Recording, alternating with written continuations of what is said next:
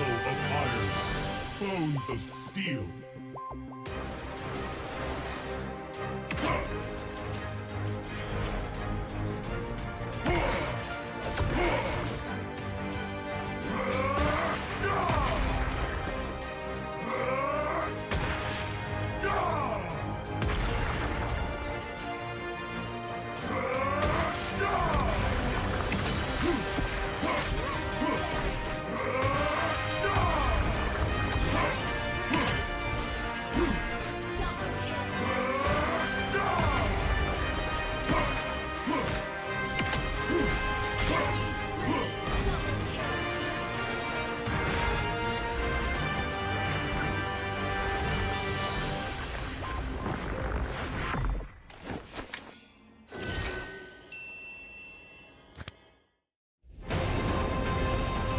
Among a myriad of stars, the Valkyrie's voyage begins.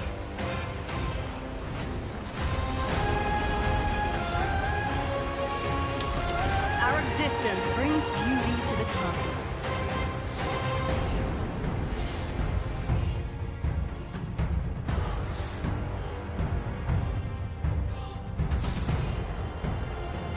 Show them the might of our fleet!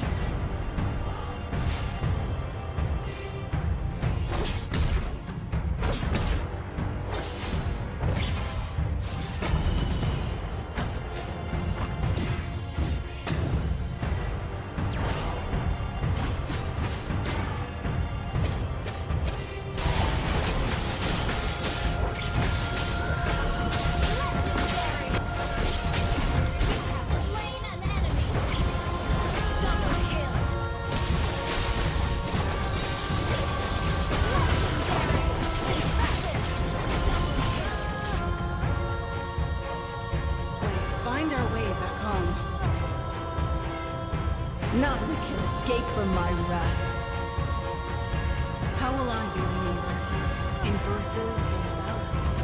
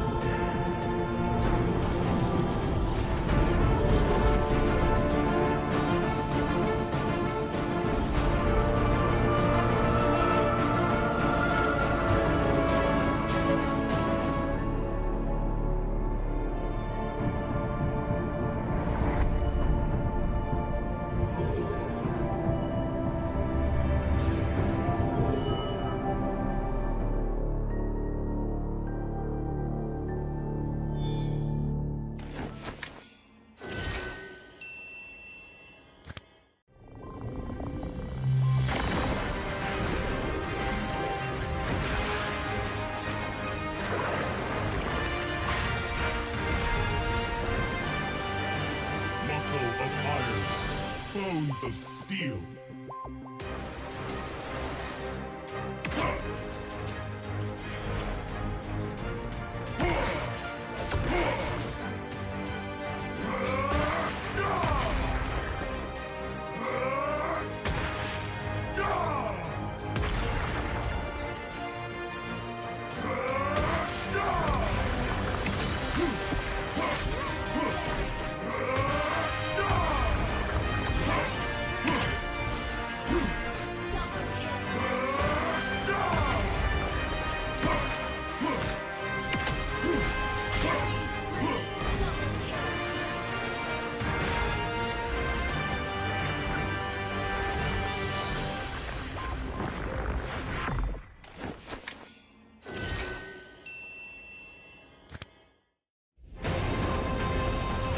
Among a myriad of stars, the Valkyrie's voyage begins.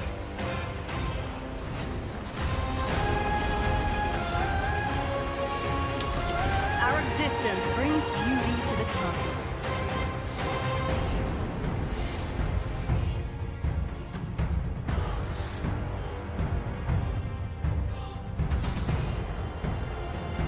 Show them the might of our fleet!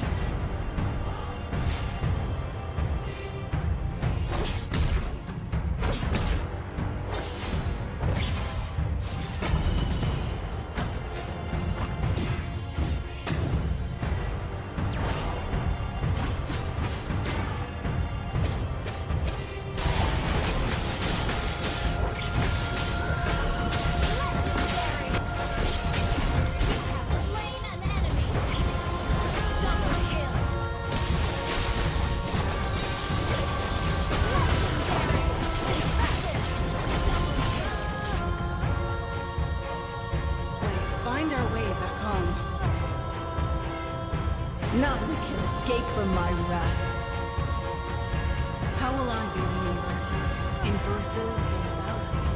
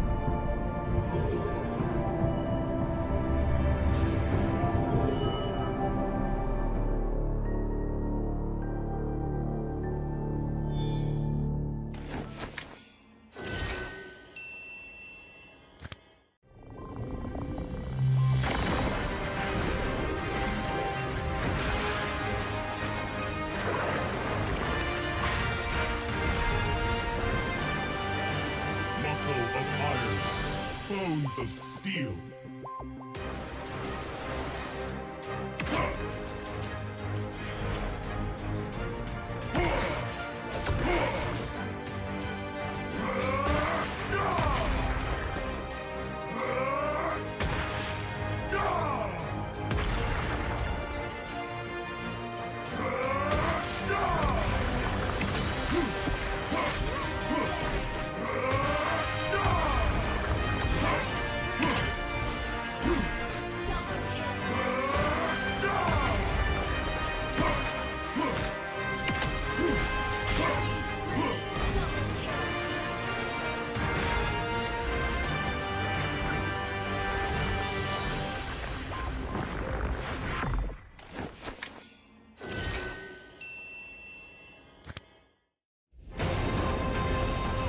Among a myriad of stars, the Valkyrie's voyage begins.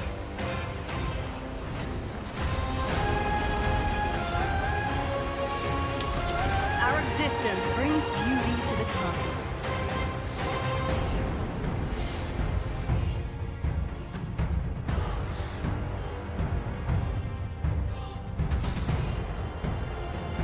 Show them the might of our fleet.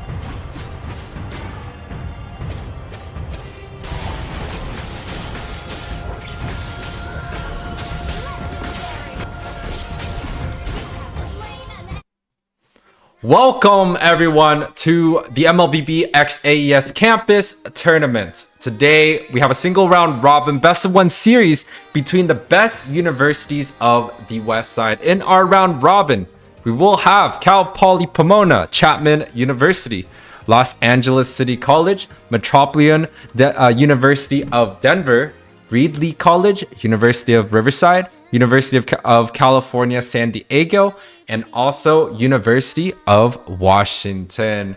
Make sure to come join us in our live stream. It is twitch.tv/alchemy esports, or you can come to our YouTube channel, www.youtube/alchemy esports 2024. I am your host, Yue. And we also do have another channel that is streaming. Shout outs to Kookmon for coming in to help us. Twitch.tv/Kookmon_. Small thank you to our sponsors, China Southern Airlines. Top tier air travel with China Southern Airlines. As the leading China airline, we have the largest route network and passenger capacity in the country. Our aim is to be globally recognized, delivering dependable, punctual, and convenient services. Discover our North American routes, including LAX to Canada, JFK to Canada, where you'll enjoy a comfortable and entertaining journey abroad, our advanced 777-300ER aircraft. Come fly with us as we strive for excellence, providing exceptional service at every turn. And our second sponsor is going to be the Oneplus. OnePlus 12 is the newest flagship smartphone released by OnePlus in 2024. Powered by the Snapdragon 8 Gen 3 processor, this device is packed with powerful performance. It has a large 5400 AM battery and the fastest wired and wireless charging in North America. Level up your mobile gaming experience with the OnePlus 12. Schedule coming up now for our stream schedule. Round one, we do have Washington versus, give me a second. We have Washington versus Metropolitan Denver of University, Chapman versus Reedley, Pomona versus Chapman, LACC versus Pomona, Reedley versus UCSD, and Reedley versus UCR, Chapman versus University of Riverside. And on the cast and desk today with us, we will have Mr. Way all the way from Singapore. How you doing, my man? Hey, Yue, thank you so much for having me today. Actually, very interesting insight coming all the way from Singapore to get to watch the NA West matches today. Very, very much looking forward to see potential rising new blood from that side of the country. Yeah. We do have University of Washington versus Metropolitan University of Denver. And the bands, first phase, bands already secured on the table. The Fanny, the Estes, and Lunox gets banned from the Washington side. Ooh, very interesting pickup already on the side of Washington. We already have the Diggy and the Lilia very much in the meta at the moment. And on the side of the Metropolitan, we've got Carry, the Guinevere. Ooh, and a Kaja pick real early as we begin the second phase of banning. Yeah, so it feels like the Denver side, they're definitely setting up for a very strong pick comp with the Carry and the Kaja, both single target, right? So they're looking to burst down and maybe pick off a specific hero quite early on. The Guinevere also provides a lot of stuns. We've seen her build a lot of tank, a lot of magic penetration. So she still has a lot of kill pressure. But on the other side from Washington, the Gatot, that is a little bit rare, but with the new collector, is it a collector skin coming out with the Gatot? It's the epic skin. The epic skin. Maybe they just want to showcase some epic skins coming out here. Yes, absolutely. So we can see the beginning of the second ban phase. Now we've got the Claude being banned out, which is a fair, good competitor to the Carry itself. Yeah, I mean, both heroes require a lot of items to kind of scale well. Carry is allowed to build a little bit more defensive, but on the other hand, Claude, you know, he has the mobility much faster than the Carry, but takes just about the same time, right? Sometimes the Demon Hunter, Corrosion, the Golden Staff, and then building maybe something like an Immortality, or they could even go for a full penetration with whatever that penetration item is. But it seems like they're focusing onto the gold lane, making sure that Nana has a pretty good time down there. Yes, absolutely. I think it's really important with Carry being currently very much a hot pick in the meta. I think they have been building tank most of the time on the Carry. With the Thunderbelt, Endless Battle, and Brute Force Breastplate. Definitely very hard to kill in the late game unless you got a lot of magic damage.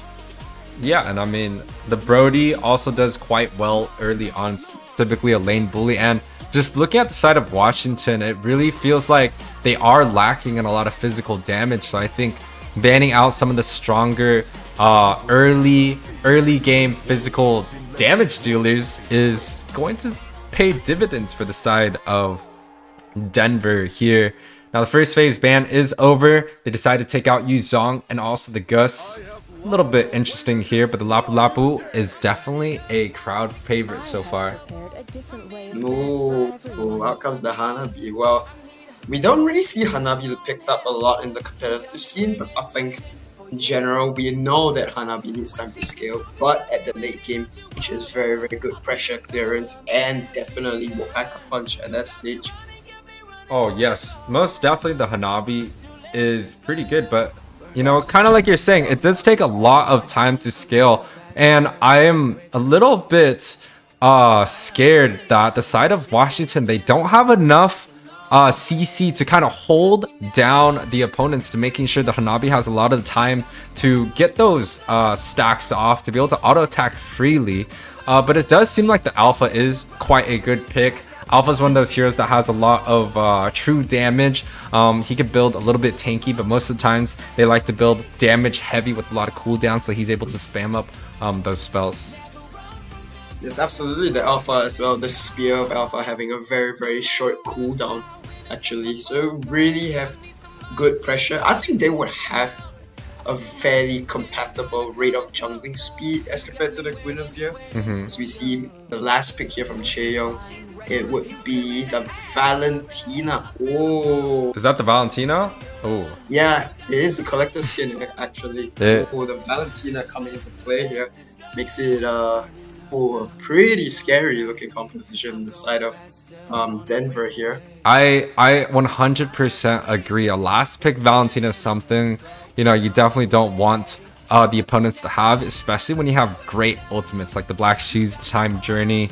Even the Gatal ult is quite good. So kind of excited to see how this runs up for both teams. But our sponsors for today, China Southern Airlines, and Oneplus. If you guys are looking for a new device, definitely choose to go for that Oneplus. And if you guys are looking to go for a small vacation, especially in the North America or the sea region, make sure to choose China Southern Airlines here. All right, so we are off and running in this very first round robin match of the West tournament. Yes, the West tournament is coming in. We do have a lot of, things going on right now, but definitely, both junglers are starting onto the same side, red and the blue starts. But for the side of Denver, they're looking to kind of go in and take a little small harassment. Che1 here, doing the things that the Kaja does. It's a very, very early game abuse heavy type of hero, and it's very, very hard to play against it. Yes, absolutely. And we can see the Hanabi carry matchup a little bit of a decent start. Not too bad at the moment. Yeah, I mean, we So definitely expect the Hanabi to push the lane quite easily, especially with the bounce, the ability to kind of just cleave and bounce off the minions. She's definitely going to have a lot of priority in terms of clearing that wave. I'm surprised that we don't see this Diggy early on with the Hanabi, like making sure that he has that like 1-2 advantage. Yeah, a little bit of a strange decision there, as we can see. Well, we could see a potential little gank here Yeah, on the goal side. it's kind of usually the same timing, 1 minute 30. Ooh, but the ultimate Violet coming up. Requiem being pulled here into next. This next falls. First blood going over to Soyeon, yeah? Yeah, kind of expected, right? If you get that knock up, especially with the violent paired up with the violent Requiem, you're able to kind of just CC a specific opponent, and Guinevere has quite the high base damage early on, so it doesn't really take too much to scale. So a little advantage for the side of Denver, already like around 500 gold, but I don't think it's anything worthy yet so far. Yes, as the first turtle has just spawned here, and Soyeon looking like going the tank route here, having the Molten Essence picked up already. Is level 5 at the moment. It's another Violet Requiem and Turtle secured too. Yeah, This next falls again. Soyeon does trade for that though, so I'd say a 2-for-1 there for the turtle. Oh, the Super Rain falls though. To the Divine Judgment of Chaewon. I mean, it was 2-for-1 trade for the side of Denver. They're able to rack up 2 kills along with that neutral objective. Seems like on the top side, the flicker does get popped. Under a lot of pressure there. Loses a gold card there. That could be huge in the context of this stage of the match at the moment. Yeah, and that's also wasted flicker. It almost feels like the Washington, they're not really responding too well so far. Like, they saw that the Kaja was able to take that ultimate off, especially on the turtle fight. But it doesn't seem like the Hanabi knew what was going on. So a wasted flicker onto the top side. Both teams looking to engage, but advantage still goes to the side of Denver. Yes, and the Time's Journey, as we saw, that was popped. So was the Black Shoes. As oh my goodness, a solo pickoff there onto the Hanabi there. Nanashi in all sorts of trouble though. I think he's caught in a bad spot. Chaewon though with Divine Judgment and into the Violet Requiem. And wow, what a play there from Chaewon using the Time Journey. Oh! And a huge Gato up there. My goodness. And look at the clapback. This is absolutely ludicrous. This team fight's gone so deep in. Yeah, they're gonna be able to fall. They're gonna be able to take another one there. That's 2 members being traded. I think it's a 2-for-3, if I'm correct. But it looks like yeah, there's advantage for the side of Washington. They're able to bounce back with a gank like that. And I was questioning if the Gatot was going to be quite good, and EXP Gatot ganking with the ultimate, like. Man, that's definitely new here. Huge. Whoa, the Lapu kind of stuck in the spot of bother here. Well, a lot of spells being used up. The Black Shoes popped by Super Rain there.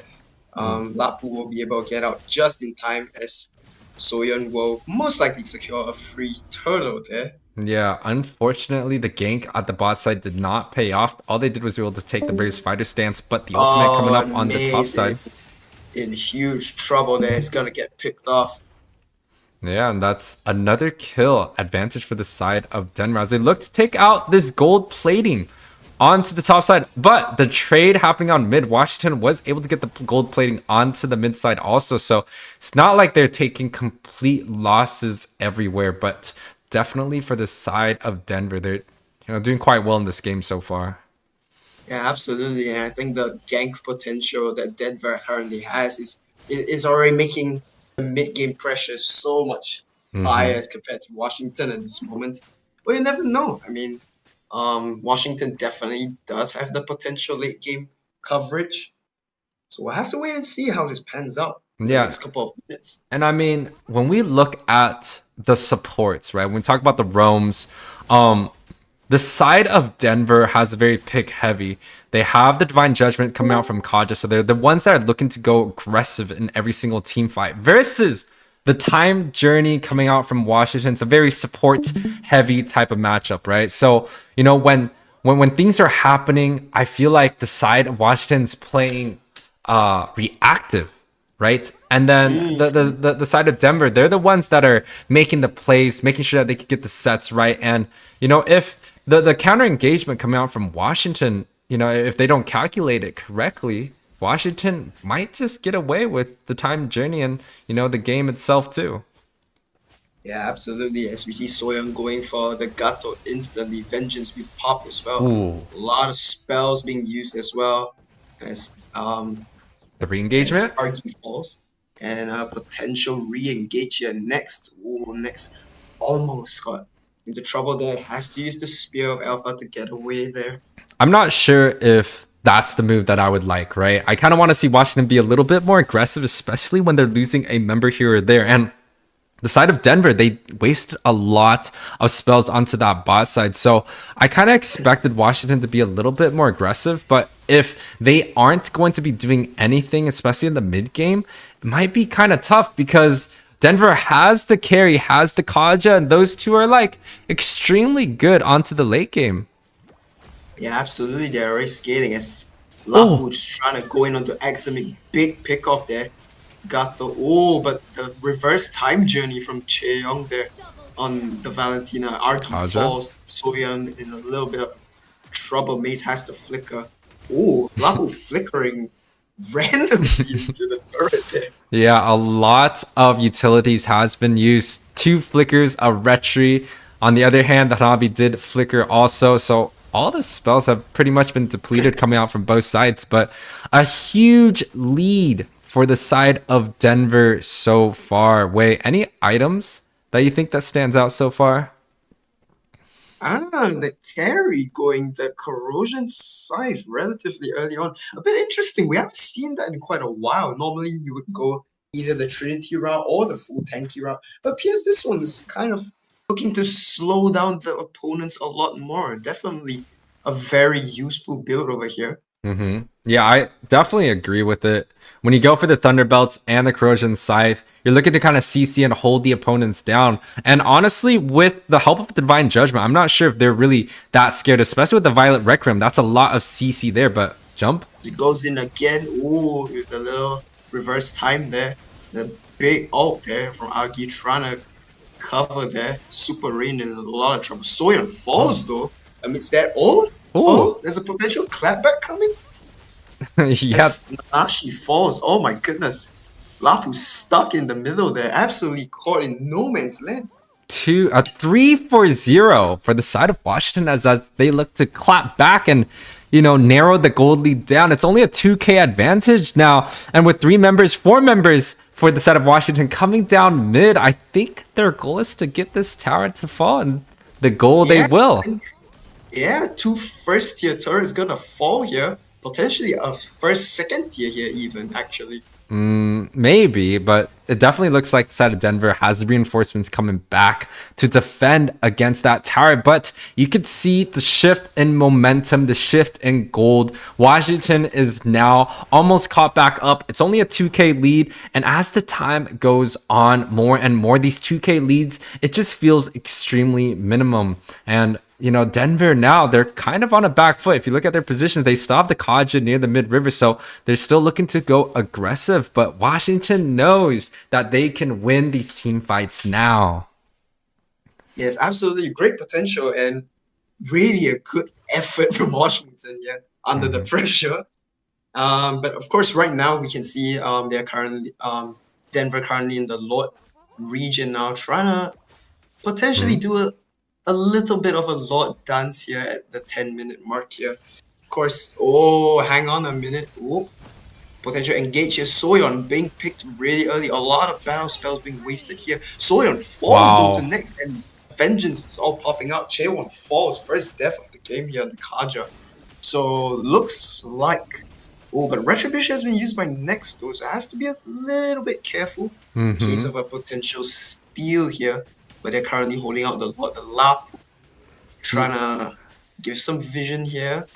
They have to be careful here. It is still Alpha? potential fight back. Alpha falls though. Nanashi popping off on the carry right now. 9k, 8k on the Lord here. Hanabi is gonna secure this.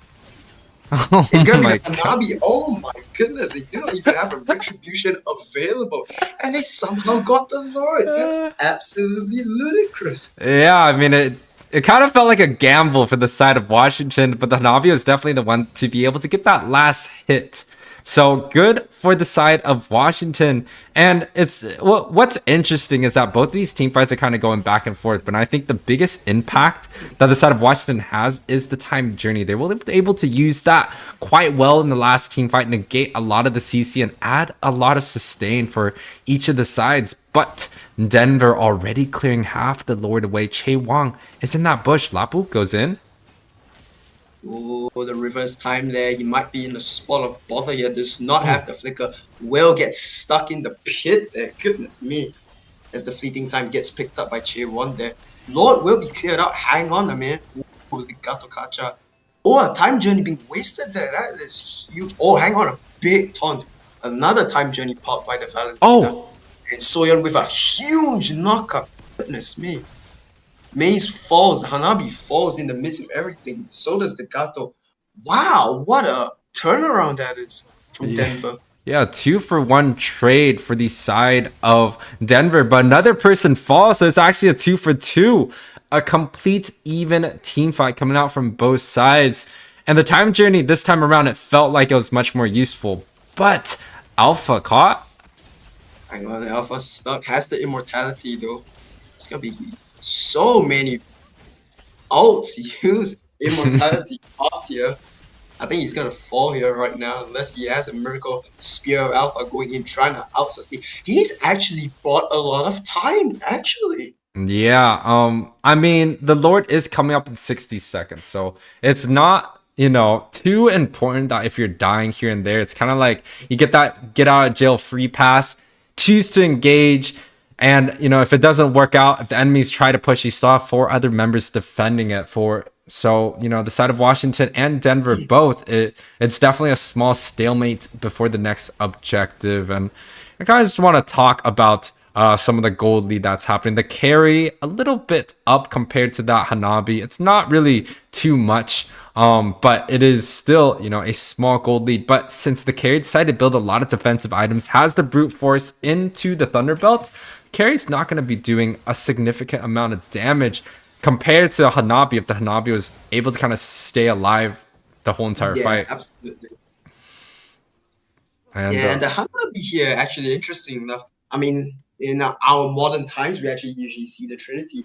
But this Hanabi over here is actually going the very old build, which is actually full critical, which actually would hurt and be pretty useful in the late game as well, actually. Yeah, I'm not really sure if the crit build is going to be the best option because of the Gato coming in. Ooh, hang on a minute. Big fight unleashing there. Time's journey being popped here. A lot of damage on the vengeance. Oh my goodness. Hang on a second. Soyeon's gonna... It's Soyeon over? gets the Lord, but they are in trouble. Yeah. 3 men falls. They lose the Lord, but 3 of them fall. I feel like that's This much more... huge. That's way not worth it. worse. They won the team fight. They had the team fight. Yeah, and you can look at Femboy Lover here on the top side. He might be able to... father here. He might be able to buy some time here. Yeah, but he's definitely not going to be able to do too much. And you can see the members of the side of been Washington. Washington trying to push in, but Nana's going to be able to clear that out pretty quick. Look at this from the Lapu, though. What an effort. He's bought so much time. Goodness me. The sustain is ridiculous. That's kind of what I said about the draft, where it just didn't feel like the side of Washington had a lot of lockdown. But Hang on a minute. Still going in. I think he's going to be... Oh, my goodness. He's actually escaped that. Oh, the Divine Judge picks off the Hanabi. Oh, that could be huge here. That could be trouble. Nana gets to pick on the Gato. The side of Denver? Wow, Denver has the Lord? Yeah. Soyan actually retributed before he died. Oh, that's huge. Now with 3 of the side of Washington being down here, they definitely overextended and Hanabi's. Could be a blunder. Yeah, there's not going to be enough wave clear now with just a Diggy 10 and an seconds on the Alpha. clock on Hanabi. Lapu going in. Time journey being popped really early here. Oh, this might be it. This might be the end here. Unless no, I think it's over. Yep. There we have it. My gosh. Round 1 of the Best of 1 series between these two teams. University of Washington. Oh, wait. Actually, I think it is wrong on my screen. Yeah, Denver. It's the other way. Yeah, it's Denver that has to win. It's Denver that has to win. Let me move this real quick.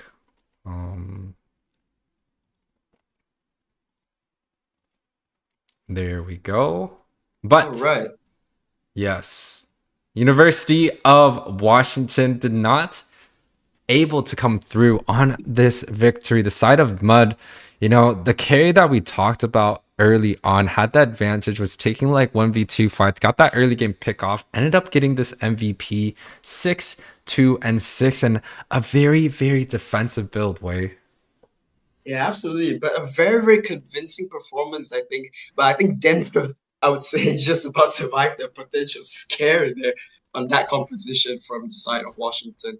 A very, very good effort from both teams, actually. Very, very chaotic team fights as well. Yeah, and you could look at Lapu Lapu's statistics. 32% tank damage and the highest damage dealt on their team. Wow. He only scored a silver, but definitely he was doing a lot. And, the damage is quite spread out for the side of Denver, which kind of tells me that each of their lanes do well. There's a lot of ganks coming in from mid, doing a lot of damage. The gold isn't, too focused on the damage. He knows that his team can come in, and the team fight participation is also spread among all the members. But guys, we're going to go on a short break.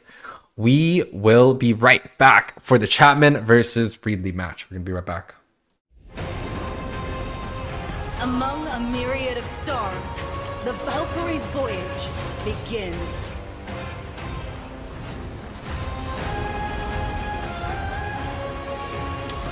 Our existence brings beauty to the cosmos.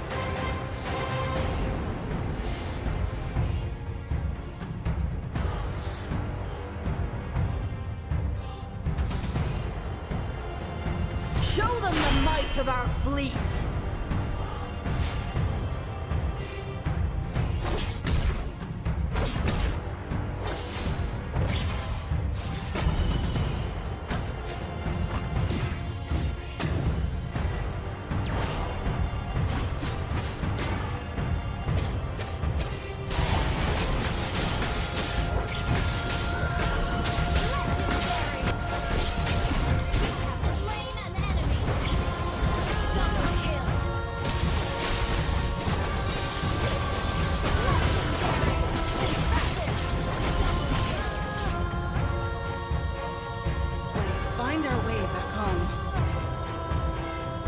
None can escape from my wrath. How will I be remembered? In verses or ballads?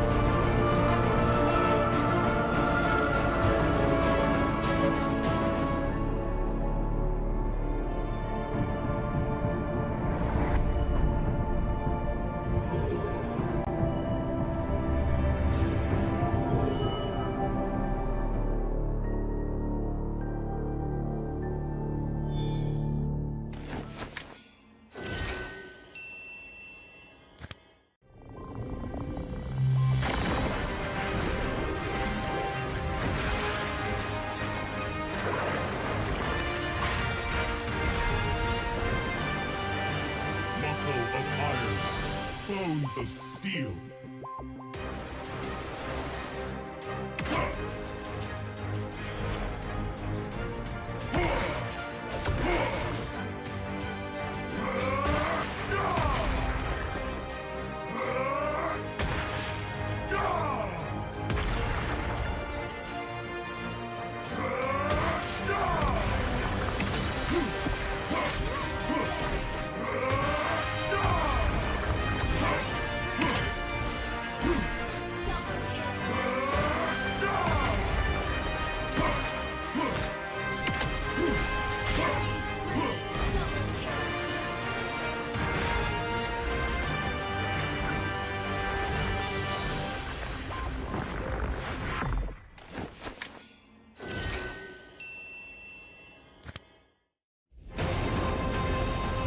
Among a myriad of stars, the Valkyrie's voyage begins.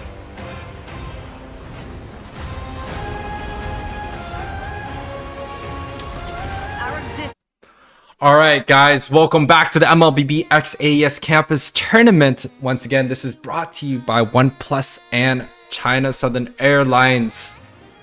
Reading a little bit of quote right now for the side of OnePlus. The OnePlus 12 is the new flagship smartphone released by OnePlus in 2024. Powered by the Snapdragon 8 Gen 3 processor, this device is packed with a powerful performance. It has a large 4500 AM battery and the fastest wired and wireless charging in North America.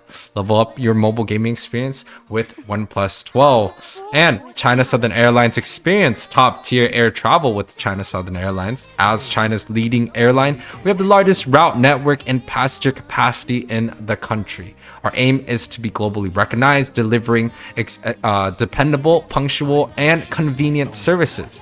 Discover our North American routes, including LAX to Canada and JFK to Canada, where you'll be enjoying a comfortable and entertaining journey aboard our advanced 777-300ER aircraft. Come fly with us as we strive for excellence, providing exceptional service at every turn. On the casting desk, we do have Mr. Wei coming through with us so far. An exciting game one. I do think this will translate into the game 2 series.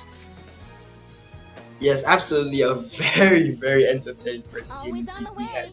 As you see now, we proceed on to the next game between Chapman and Reedley.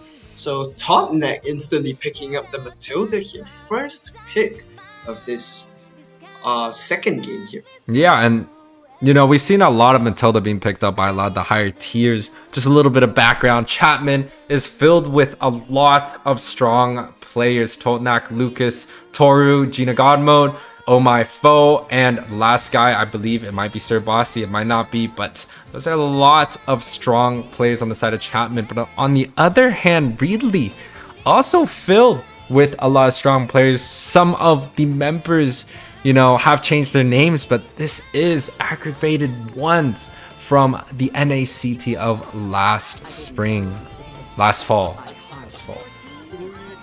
Yes, and we see them go ahead and pick up the Valentine Marcus. The Barretts being picked up. The Barretts has been left open. Goodness me, what do you think of that, Yuri? Yeah, the Barretts with the Matilda is an extremely strong pair.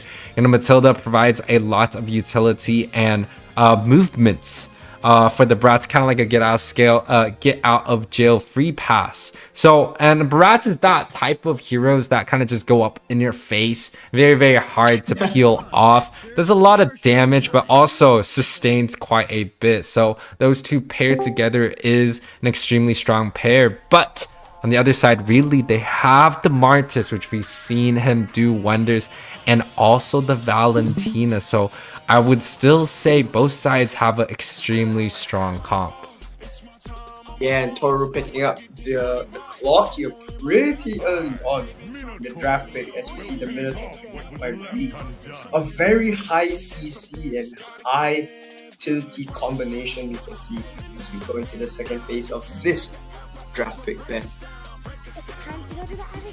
Yeah, the second phase ban is coming through. The Lilia gets taken off board on the first one. Lucas, extremely known for his Lilia, and the carry being banned out now. It's quite interesting that nowadays the carry has been such a high priority pick, and Toru being on this Claude definitely is there looking to protect that carry pickup.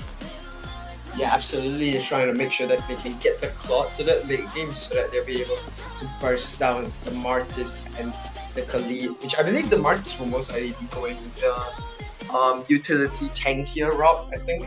As you see, the Pharym is being banned out as well. Yeah, absolutely. A valid ban here. I mean, the Pharym and the Matilda, the dual support combination is a pretty nasty combination, you could see. Yeah, it'd be kind of tough when you have to deal with another realm and the circling eagle from the side of Chapman. But the Minotaur, I feel like, has the ability to kind of AoE CC a lot of that nether realm out. They also have the Valentina to pick that spell up, so it's quite interesting that they're looking to push that mage into kind of a different hero now with the Valentina, the Faramis, and the Lilia Lunox being off the board. Side of Chapman, they don't really have that many options available. Well, but that being said, though, the Bruno being picked up, really good into the clock. CC? Ooh, the CC! Ooh.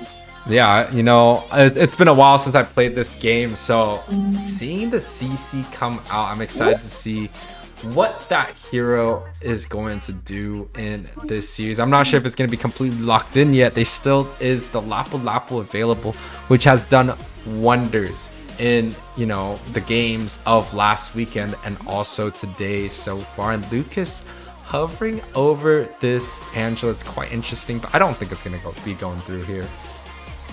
They need something with wave clear, I would think. Yeah, the Novaria, good scaling composition actually. The CC being picked up here. Whoa. Yeah, I So like very strong XP here actually. I like the Novaria pick, right? The Novaria provides a lot of wave clear early. The first and the second pretty much just one-shot minions at like level 3, level 4. You know, during the late game, it's just even better there. But response coming out from Reedley as they finalize their draft. They're going to be picking up this X-Borg, which does wonders against the Barats, but I don't know if that is going to be a good enough matchup to go against such a mobile and damage-heavy hero like CC. Yeah, absolutely. I was kind of thinking something like an Arlet would have been good, but I realized that actually Chapman's banned out the Arlet because the Arlet's really, really good into the CC, as I've seen in some recent tournaments. So definitely a good potential to see. I think it will be it seems to be a balanced draft, I think, for both sides. Both will scale fairly good into the late game, but we'll have to see as we head on down into the second game of this West tournament here. Yeah, the round robin best of 1 series between Chapman University and Reedley, which is going to be on the red side. And again, our sponsors is brought to you by China Southern Airlines and Oneplus. Make sure to go grab some devices, and if you're looking to travel, it is definitely a great option. Yeah, Totnek already doing a little bit of disturbance in the jungle of Reedley College. Yeah, he gets up.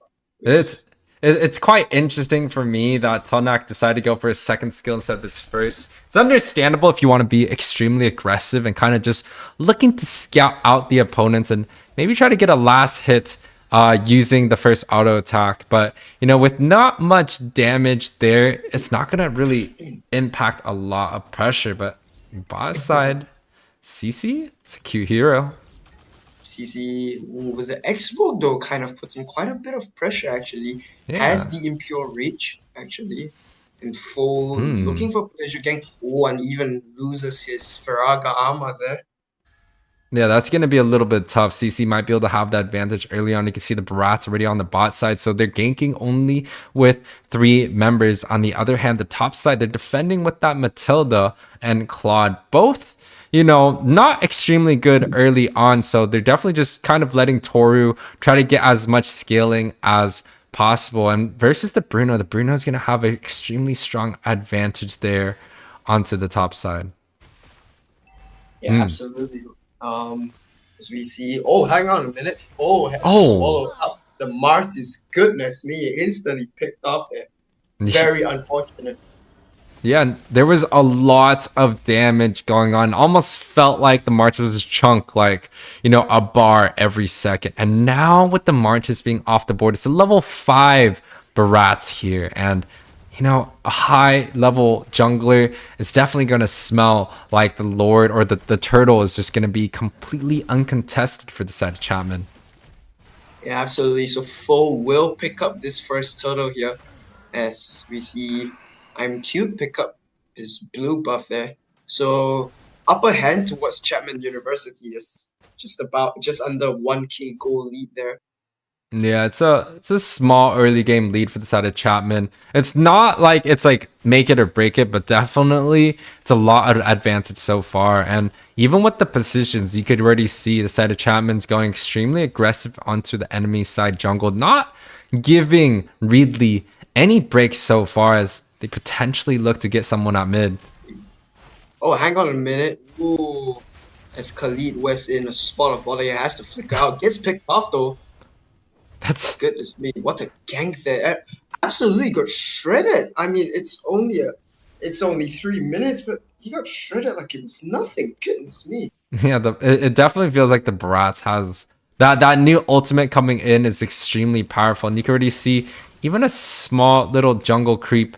They're looking to fight over it. The advantage is still about 1k, but you could already see some of the experience difference between junglers is already quite immense. Yes, and the CC now currently picking up the War Axe here, who might be in a spot of bother here. As the flicker, so you can just get away. Auto core being used to try reach. No, CC survives that 4-man gank as Joker falls. That is massive.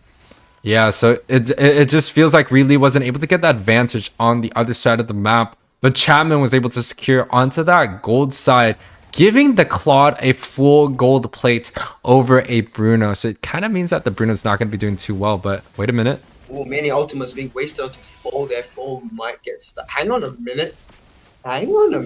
Oh, fall gets tapped. Shut down. Very unfortunate. I think the Astro Spear, I think didn't Missed. quite connect. Yeah, I think it just missed by a fraction. Yeah, but it does see like the side of Chapman, they do have the gold lead available so far.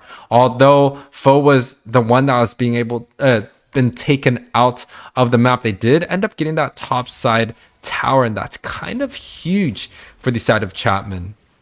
As we see a potential huge fight there on the turtle side. Ooh, Ramses, think is a little bit. Wow, Foe catches the turtle there actually amidst the chaos. As we see mid side under pressure from Toru there.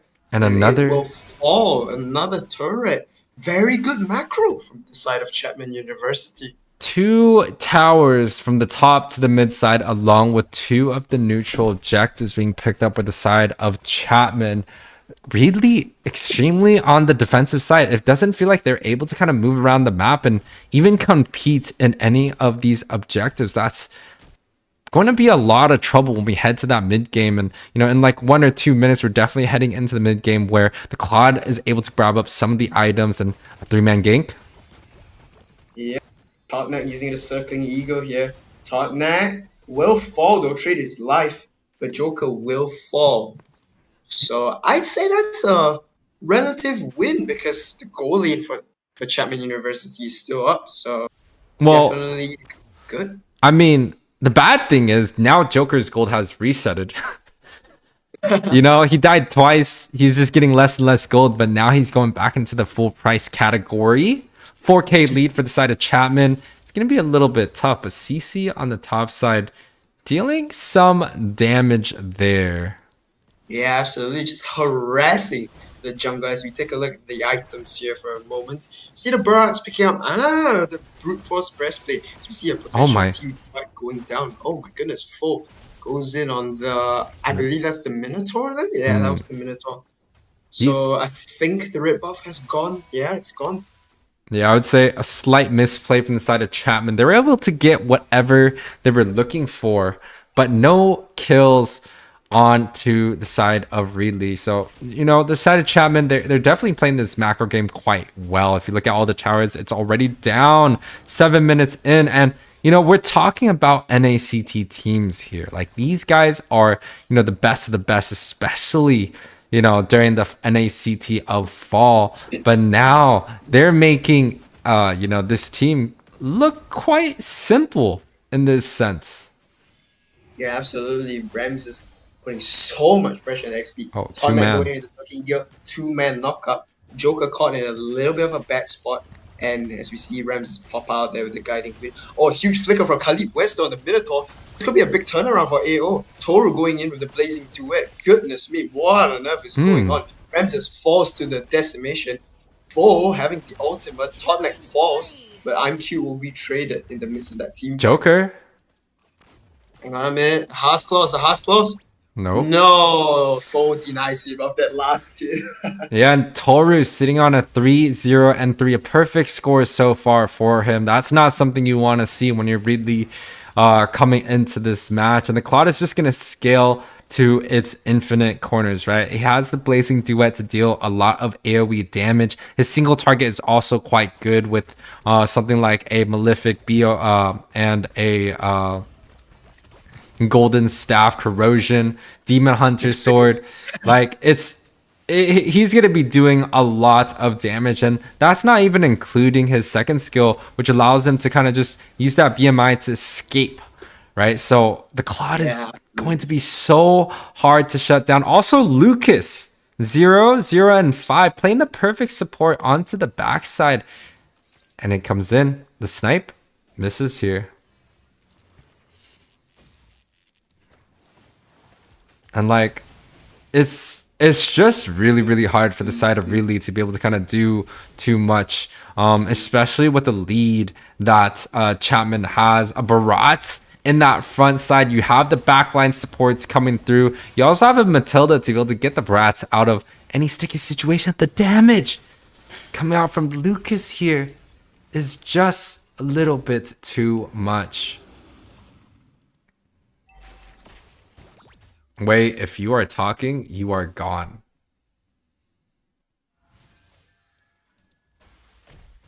Might have to reset. The side of Chapman coming through with this objective here.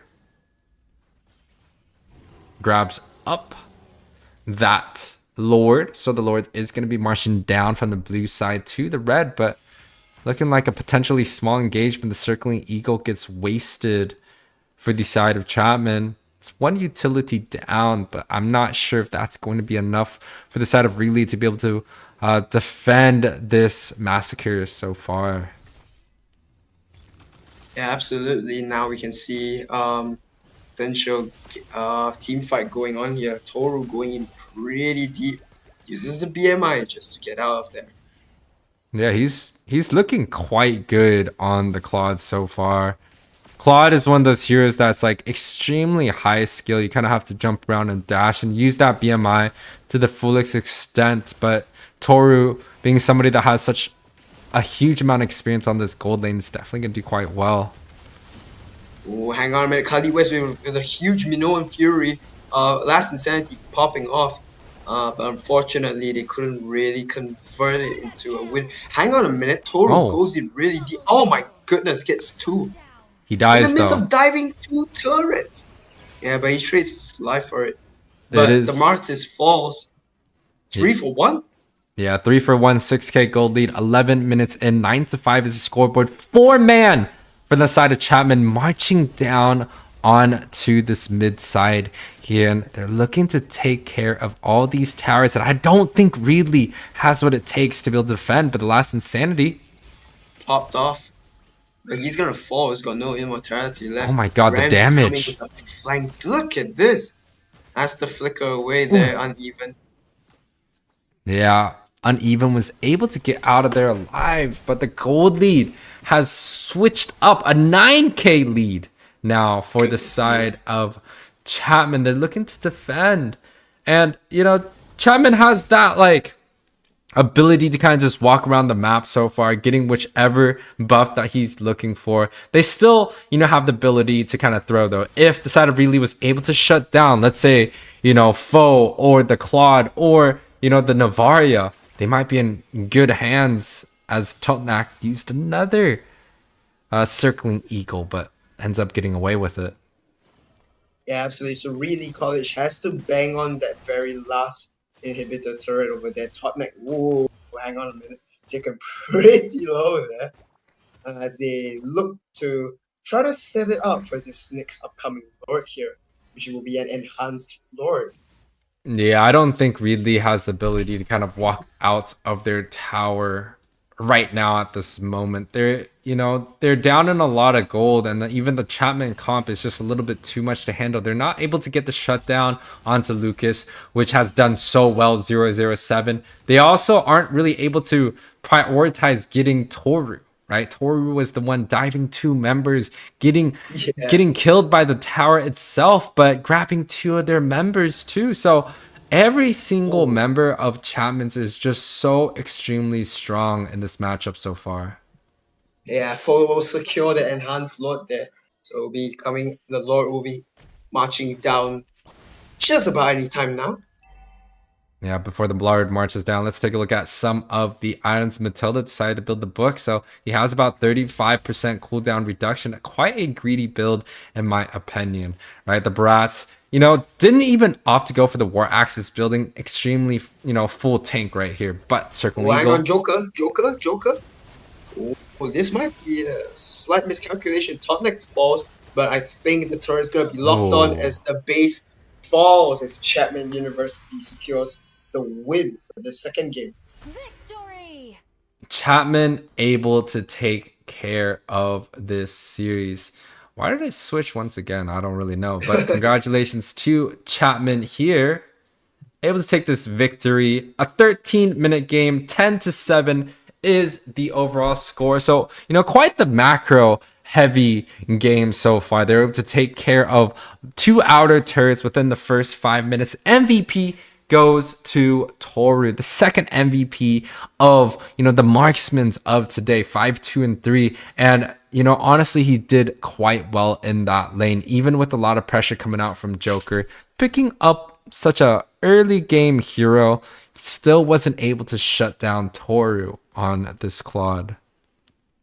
Yeah, absolutely. And I think let's not forget, the impact player as well for Chapman University. Definitely the Novaria, so much poke, so much pressure, especially with the Astro Recall and the Ultimate as well, giving so much map pressure on the side of Chapman University.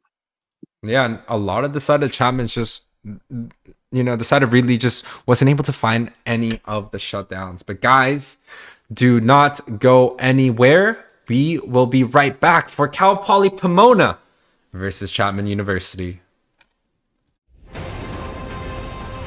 Among a myriad of stars, the Valkyrie's voyage begins.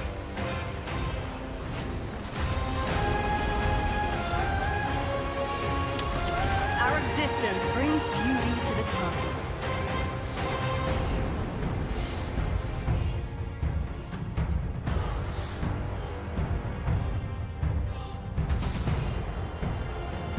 Show them the might of our fleet!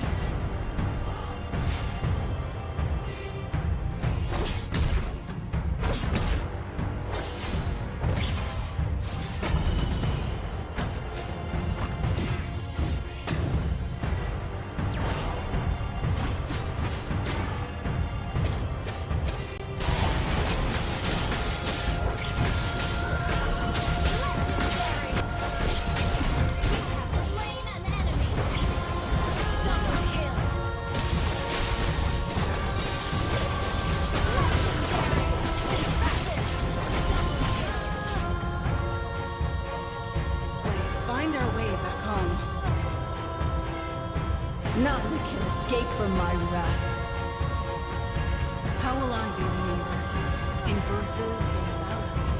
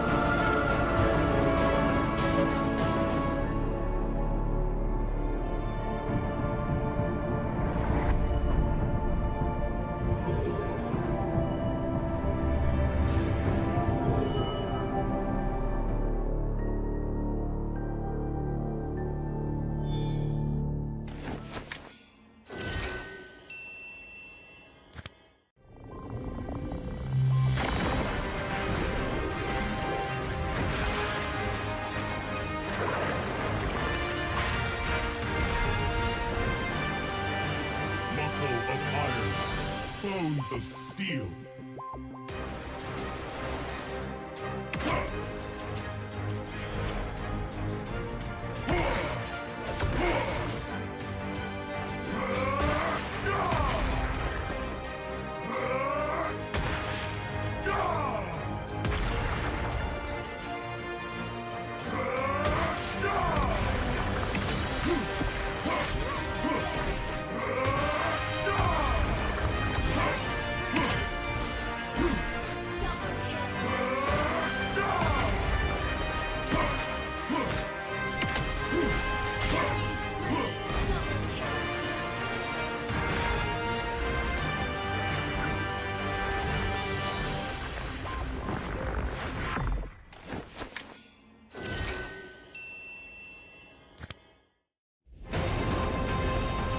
Among a myriad of stars, the Valkyrie's voyage begins. All right, guys, welcome back to the Mlbb X AES Campus Tournament. This is the round robin best of one series, round 3, and our sponsors for today is going to be China Southern Airlines and Oneplus. The team on the left side is going to be Cal Poly Pomona versus Chapman University, and on the casting desk we do have Mr. Wei here hanging out with me. How you doing, Wei? Yeah, I'm doing good. It's been a great first 2 matches actually to watch already. Pleasure to be able to cast alongside you. So we're going to be headed down to this 3rd game now. Yeah, and I mean, very exciting close matches coming out so far for both of the series. Right now, this game coming through, we have a lot of interesting members. Cal Poly Pomona, we have a member from Team Ace, and a couple, I do know there is ex Apex or ex Imperium squad members, Prox, James, and Ken. And on the other side we have Chapman University, who dominated an NACT team last round. Yes, absolutely. And we can see in the draft phase already, the Nolan being picked up by James very early on, and a response with the Arlet and the early Claude pick once again. Toru dominating last game pretty much with the Claude, and Agatha picking up the Minotaur really early at this stage. And we see what could potentially be a Nana pick here. Yeah, the Nana gets locked in. And, it almost feels like the side of Chapman is giving a lot of unconventional heroes for the side of Cal Poly Pomona, right? The Nolan, which gets picked up quite a bit, but it's not, as safe as something like a Baratz. And this time around, it doesn't feel like Chapman is looking to go for the same comp that they were going for last game. They don't have the Matilda early. They don't have the Baratz. Instead, they opt to go for the Arlot. The Claude is still getting picked up early. And this time, Lucas picks up his Lilia, which got banned out in the last game. Yeah, so Lucas on this Lilia, very much his comfort pick here, as they decided to ban out the Bodhi here, actually. So we'll have to take a look, because this time around, they don't go ahead and pick up the Baratz like last game. So a slightly different composition on the side of Chapman University, as we see the Diggy being banned out on the side of Cal Pona, and we have the Ruby being banned. Oh, the Ruby being banned here. Yeah, it's very strange choice here. The Baratz now gets banned out as well. So maybe Ramsey there doesn't really like to go against that Ruby, right? It might just be a pet peeve. It might just be a small weakness, but they do decide to ban that out. It creates a lot of opening for the side of Pomona. They have the Lapu Lapu, which has done so extremely well throughout this tournament. I would not be surprised if we see a Lapu Lapu pick, but it seems like Chapman decides to pick up this Alpha. So the Alpha being picked up here. Now, so let's not forget that Arlet can actually still be flexed into the roam position actually for Tottenham.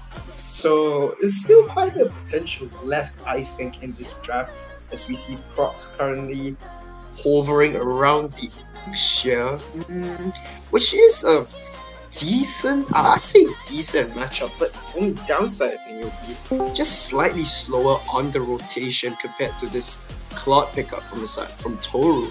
So Ken now hovering while the Ixia gets locked in. Yeah, And I mean, along with the Charisma. it's a little bit tough because on the side of Chapman, every single one of those heroes has the ability to dash. Right, the black shoes coming out from the Lilia, Alpha charge from Alpha. You know, the Arlot already has a dash on the first skill, which can reset if you know the opponents are stunned, and also the BMI coming out from the Claude. So it might be tough, but since this is the first Exia, he might be proving us all wrong. I do know Exia has the potential, especially with that missile barrage, to do loads and loads of damage. And Kenzie picking up the Lapu Lapu as he should. He's been doing quite well. Now, looking at the last pick for the side of Chapman, I don't know what they're gonna actually go with. Maybe the Matilda again? Matilda's been banned out on their side actually, interesting enough. So they might pick up the Grok here. Yeah, a comfort pick of top neck. Very, very good pick. I think what Chapman appears to be drafting, they appear to be going full rush, full dive actually, which is gonna make life pretty difficult for the other side. But I think the Ixia and the Nana could provide some form of cover, I think, with the help of the Molina as well as the full barrage, I think, to stop the overwhelming onslaught of Chapman University. We'll have to see how this pans out though, because I'd say that in the least, Chapman has a lot of good pressure, but potential clapback would definitely come in handy. Yeah, but look at those synergies. Everyone's got those brothers or like roses or high fives, the affinities. Oh my gosh. But guys, we are going to jump into the land of Dawn. This is going to be the first round robin day of the West region. On the left hand side, we do have Cal Poly Pomona going up against Chapman with a dominating performance in that game 2 on the side of red. Yes, and we can see now Cal Poly Pomona gonna be starting on red side, Chapman starting on blue side. So we see Agatha trying to look for a little bit of a disturbance, but not much gonna come out of that. Yeah, I mean the Minotaur going in is not really gonna be doing too much, but the new Nana skin, man, a little beast tamer. But oh, Lucas actually is getting traded extremely low too. Both mid laners already taking some damage early on, but it's not, you know, it's not going to be the end of where Toltnak being a little bit annoying forces that retribution. It should give foe a completely free cabbage. Really low there. Yep. Really low there. Foe will secure the little wanderer there. Yeah, and you know, with a dominating performance coming out from Chapman in their very last series, I feel like they're gonna definitely bring the momentum forward here. And even now, foe overstepping the boundaries there, gets caught in the crossfire. Yeah, will fall first blood to Sky. And it's quite interesting because you saw Totnak kind of walk past foe. He was like, no, I'm not going to walk down there, but foe decides to go down anyways. Topside might Prox. be a miscommunication there. Goodness me. Might be a small miscommunication, but Prox's chunk so extremely low here. Really low there. Has to flicker. It's a good will flicker. Survive for the time being. Yeah, I mean, without the flicker, he's definitely not going to be looking to go too much. And you can see the dash coming out from Nolan. This here is quite interesting. Has kind of like an unlimited dash, able to regen his energy quite well, but mid. I guess has to flicker. James. Oh, but turtle resets. The fracture popped off already from James, and he's got no blue at the moment. So this turtle fight could slightly go in the favor of Chapman University. Look at the damage being dished out from Lucas though. Lucas, a little spot of bother. Oh, my foe uses the spear of Alpha. James snatches that turtle there. Goodness me. But he has no energy though. Will fall to Ramses. I think a little overcommit. Ramses will trade his life for that pickoff. So I think just a slight overstep from Cal Poly Pomona there. Didn't really have to, especially You know, when you're on this Nolan that requires heavily so much on the energy and that blue buff. Yeah, unfortunately, after that objective, he did not have the blue, so he wasn't able to get as much dashes as possible. But Sky popping a flicker right there. She is 2-0 so far in this matchup, so definitely someone that's worth a lot of gold. The side of Pomona is looking to go forward. They definitely have to look to snowball this Nana. I feel like Nana does quite well, especially with the polymorph. But the side of Chapman, they're definitely not out of this yet. We have Alpha being used, taught that wild charge as well. Oh. Agatha. Agatha will fall there. Goodness me, Toru with I think just about a third of his health there. Almost falls to the full barrage there. So a little bit unlucky, I think, from Agatha, I guess. Caught a little bit in the crossfire. Wow, what on earth happened downstairs? Ramses picks off James. Yeah. Look at Nolan.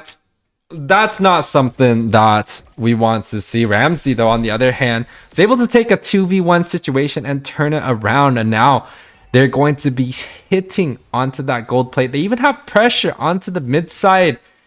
Pomona, yeah, unable to grab foe there. So wins all around for Chapman. They completely take the lead now. It's completely even. Yeah, so a slight change of fortunes there, I think, as we see the second turtle about to spawn anytime now. Totnek, caught in a little spot of bother, will get out just fine. So James will need to secure his blue buff first. Hang on a minute. Oh, Scott, Agatha taken really low there. Yes. Alpha being used. Ken in a lot of trouble, has to burn the flicker. He might be in trouble here as we see a huge gang coming in. Full power dive. Ken making a huge effort there. Wow. Unlucky. Actually, very good effort from Ken there. But unfortunately, it was just a little too much there. Yeah, his tower is going to be falling onto the bot side. Chapman was able to grab up the turtle and another objective there. And Alpha is even looking to go into the jungle. This is kind of like a repeat from the last match where it just seemed like Chapman has the macro games down. They're able to kind of rotate around the map with, almost no regards and winning every corner of that way. And Pomona, now they have to find a way to defend. They had the lead early on, but it seems like Chapman is just snowballing a little bit out of control. Yeah, absolutely. Chapman, like the one thing I've got to say about Chapman is that, they always have that swagger, like that bravery to, just like kind of walk up right into your face. And as we see Ken fall to Ramses, huge final barrage popping off. What on earth is going on? Agatha falls full 1 HP. James falls as well. This is a disaster for Cal Poly Pomona. Brock's using the flicker, but I don't think he's going to get out of that one. Yeah, and will fall. This is trouble. A tragedy. A tragedy coming out for the side of Pomona. That's a 4 for 0. The Nana. Nana loses her passive. Also gets popped off on the top side. Gina's able to take care of that top tower. The denying of the blue buff starts. That's going to be a very sad Spider James. He's unable to get a lot of the energy that he desperately needs to be able to get back into this game. A 4K lead now for the side of Chapman. Yeah, now a 2-level difference between the two junglers as we see. Oh my goodness, Prox absolutely destroyed. Unfortunate coming out for the side of Pomona. Chapman's just playing this mind game perfectly. They're able to get the advantage onto all sides of the map. Ramsey, oh my goodness, doing 2v1s the whole entire game and winning. And winning. He's 4-1-1. He has the highest kills on the side of Chapman. As an XP laner, that is ridiculous. It is. Toru secures the other turret on the other end. Ramses though, hang on a minute. Props falls though. Kentizi trying to sustain that black shoes pop by Lucas. Double kill onto Oh no. Oh no, this is a disaster. This might be a bad fight there. Kentizi falls. Oh my goodness. Another what looked like a team fight potentially going to the hands of Cal Poly has once again gone begging. Oh my goodness. It's not a team fight anymore, where it's just a complete massacre. As the side of Chapman walks away with all 5 of their members alive. Pomona in the back foot. The only thing that they could really do is defend and maybe hope for a late game. Maybe Prox can be the saving grace to scale, because definitely it's not going to be Spider James at this point. And Sky as well. I think it's gonna be very much a lot of pressure on Sky on that Nana as well. A lot of wave clear. They have a lot of wave clear though. If they can hold it out at least for a bit more, I think they should just about manage to hang on. But this is looking real dire on the side of Cal Poly Pomona here at this point. Oh, A huge goal deficit there. and a little bit of mechanics coming out from Ramsey, able to knock that Minotaur away from the wall. Not going to be doing too much, but they do get the explosion onto the bot side. Lucas pops the black shoes, dives real deep. Goodness. And we're talking about a 9k gold lead 9 minutes in. The ability to snowball that hard for the side of Chapman just proves that they are the complete dominant team in this series so far, and definitely the ones to watch out for, especially coming out of this round robin, you know, completely undefeated. Alright, so Toru uses he uses the blazing Duet. Survives. Oh, That one. Oh, hang on. What on earth was that? Oh, Sky flickers. just about survives that. Very unprecedented looking wild charge from Totnek. But I think the Grub ult does have a relatively fast cooldown by the time it hits this level, so it may not be too bad just yet.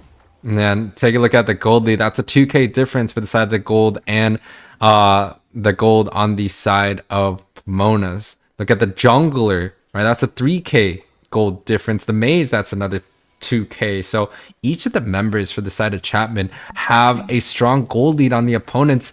I feel like Cal Poly, I don't know if they're going to be able to have the ability to defend this. Maybe the full missile barrage, but ooh, James falls. What on earth is going on? Agatha is in trouble, but full barrage has already been popped. Oh, this might be a problem. They did not manage to secure any kills. Sky loses the passive. Lucas is 1 HP. Can't easy flickers with the bravest fighter. Tries to make a play out of desperation, but I think he falls here.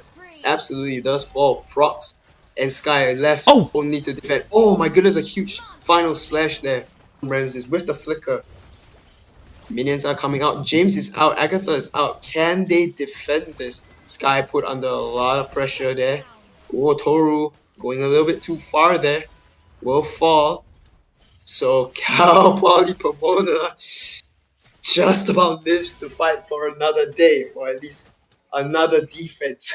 Yeah, I mean, Toru falling right there is a little bit uncharacteristic. He used the BMI to dash into James and letting James get that kind of 1-2 combo off point blank, right? So yeah, free fracture there as well. Yeah, a small shutdown there, but it's still a 10k difference between both teams. 4-7 is going to be the overall score.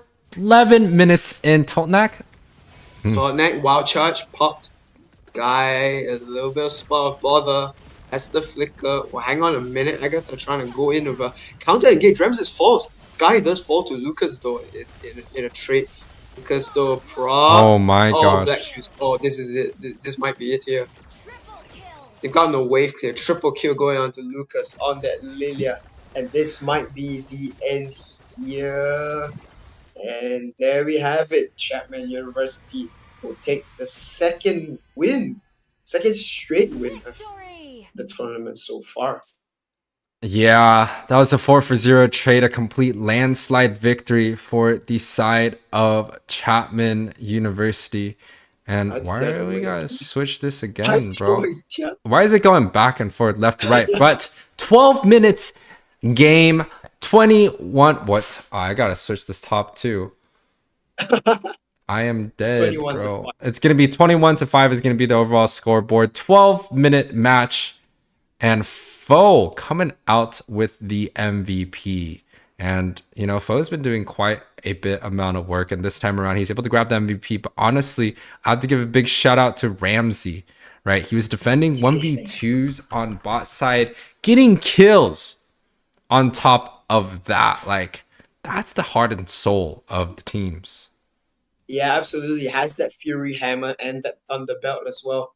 Very much a lot of pressure, a lot of damage, and he has so much mobility, causing absolute havoc onto Cal Poly Pomona there.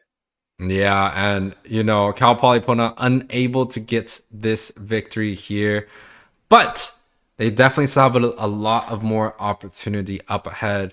Guys, for our next match up for today, we will have LACC Los Angeles City College versus Cal Poly Pomona. Do not go anywhere. We will be right back.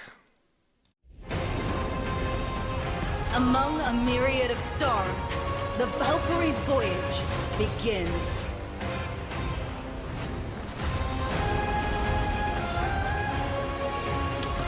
Our existence brings beauty to the cosmos.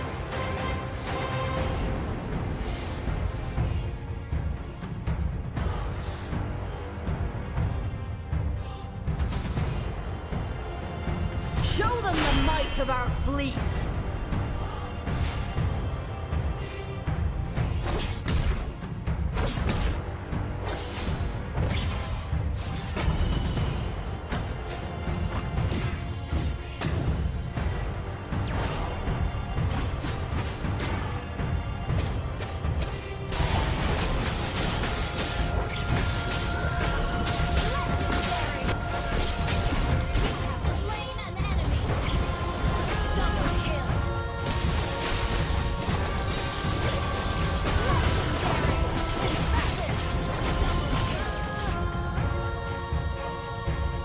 Find our way back home. None can escape from my wrath. How will I be remembered? In verses or ballads?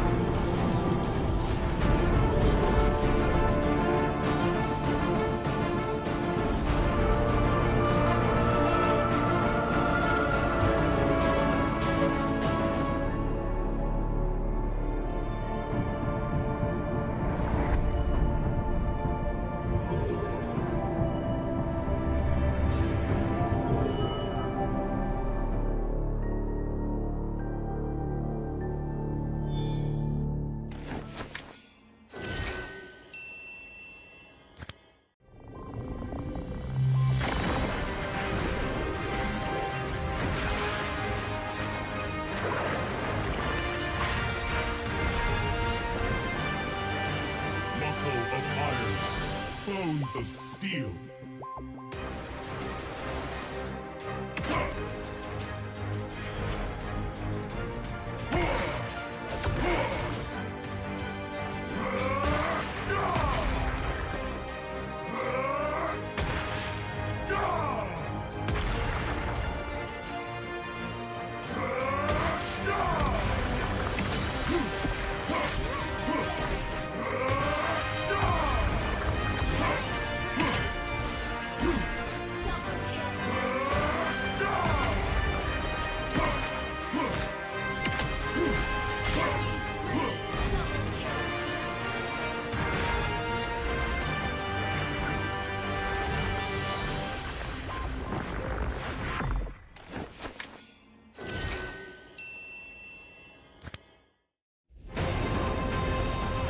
Among a myriad of stars, the Valkyrie's voyage begins.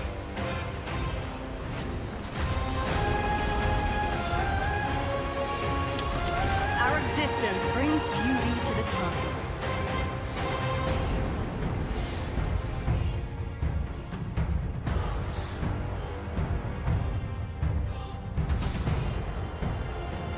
Show them the might of our fleet!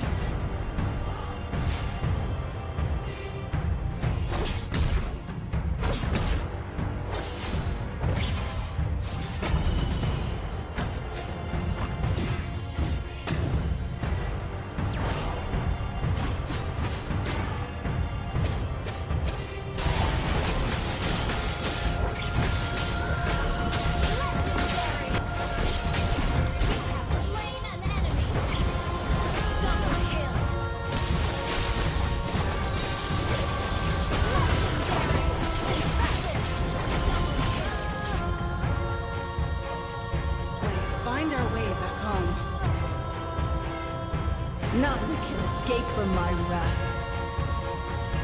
How will I be remembered? In verses or ballads?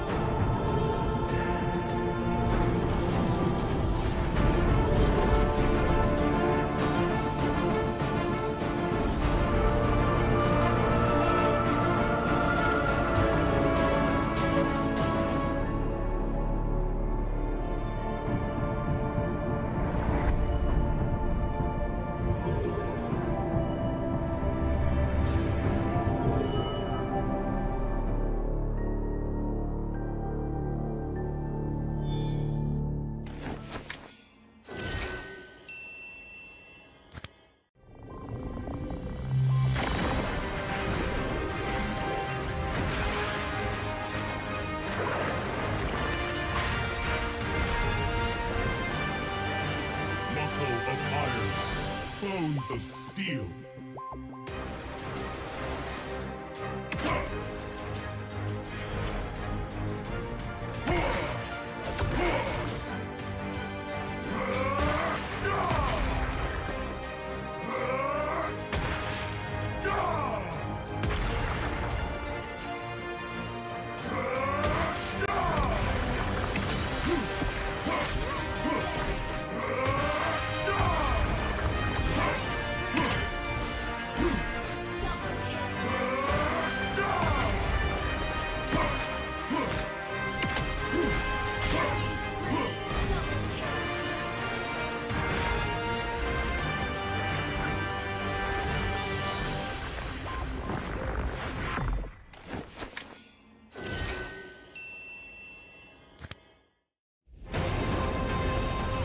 Among a myriad of stars, the Valkyrie's voyage begins.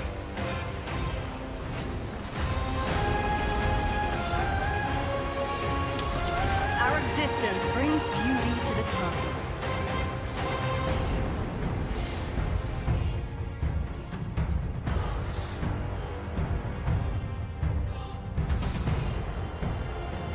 Show them the might of our fleet!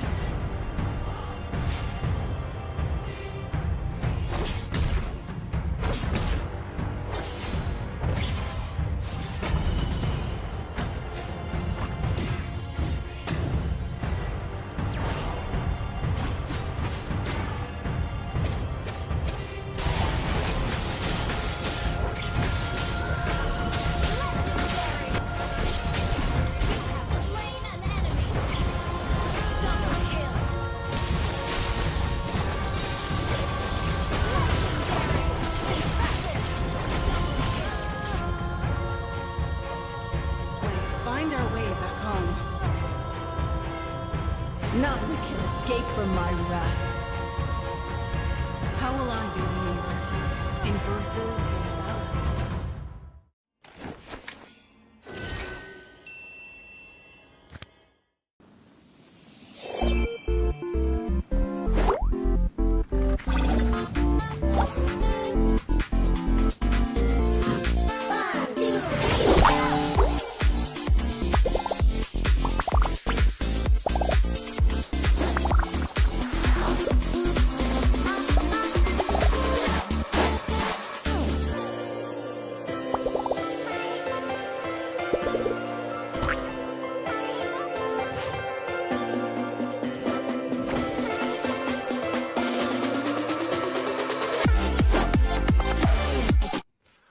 Welcome back, everyone, to the Mlbb X AES Campus Tournament. Going over our sponsors real quick.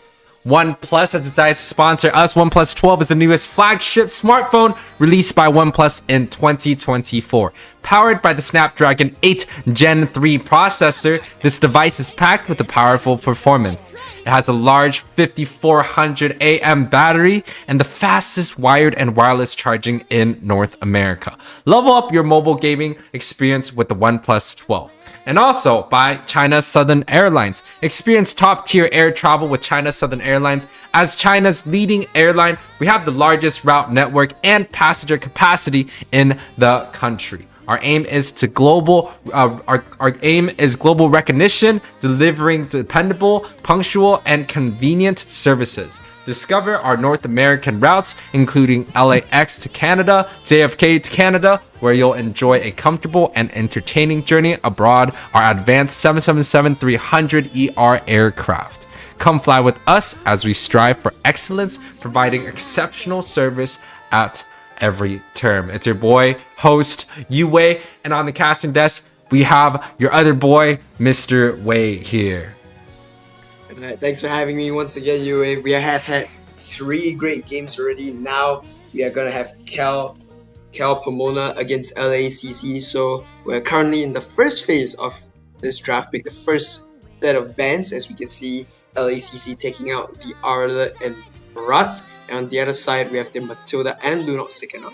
As we see now, the 1-1 getting banned here. Alright. See, the 1-1 has not shown up in any of our matches. So I wonder if LACC is a little bit behind. Maybe they're just scared.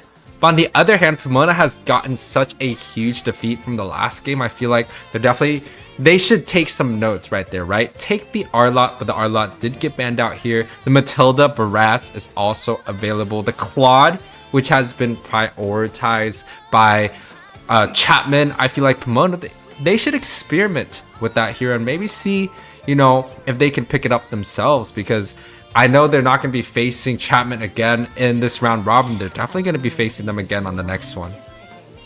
Yeah, so the carry will be taken out there for Pomona over here. And I just did notice though, there is a substitution, I believe, which is, I think, James for Banana here, I think, for this game. I mean, Banana, you know, formerly known as Noodle Terry, is an extremely good XP player. So coming in this time around to replace James, I do believe they're going to be putting Ken onto the jungle position. But what I'm more interested is with the 1-1 and the carry being banned out, are they going to prioritize the Claude? No. Side of LACC decides they want to go for the Lilia, but on the other, I got mixed feelings about this way. A little bit, I mean, okay, what? Guinevere. Is that it is a roam Guinevere. I think this is a roam Guinevere. I mean, it kind of has to, I think. I don't think Nolan has, you know, any other options to But the jungle. Yeah, but the jungle. But for the side of the Gwen, I feel like definitely has a little bit more potential in that roam position. It's still quite interesting that we saw the Claude being such a big priority for the side of Chapman that we don't see it this time around.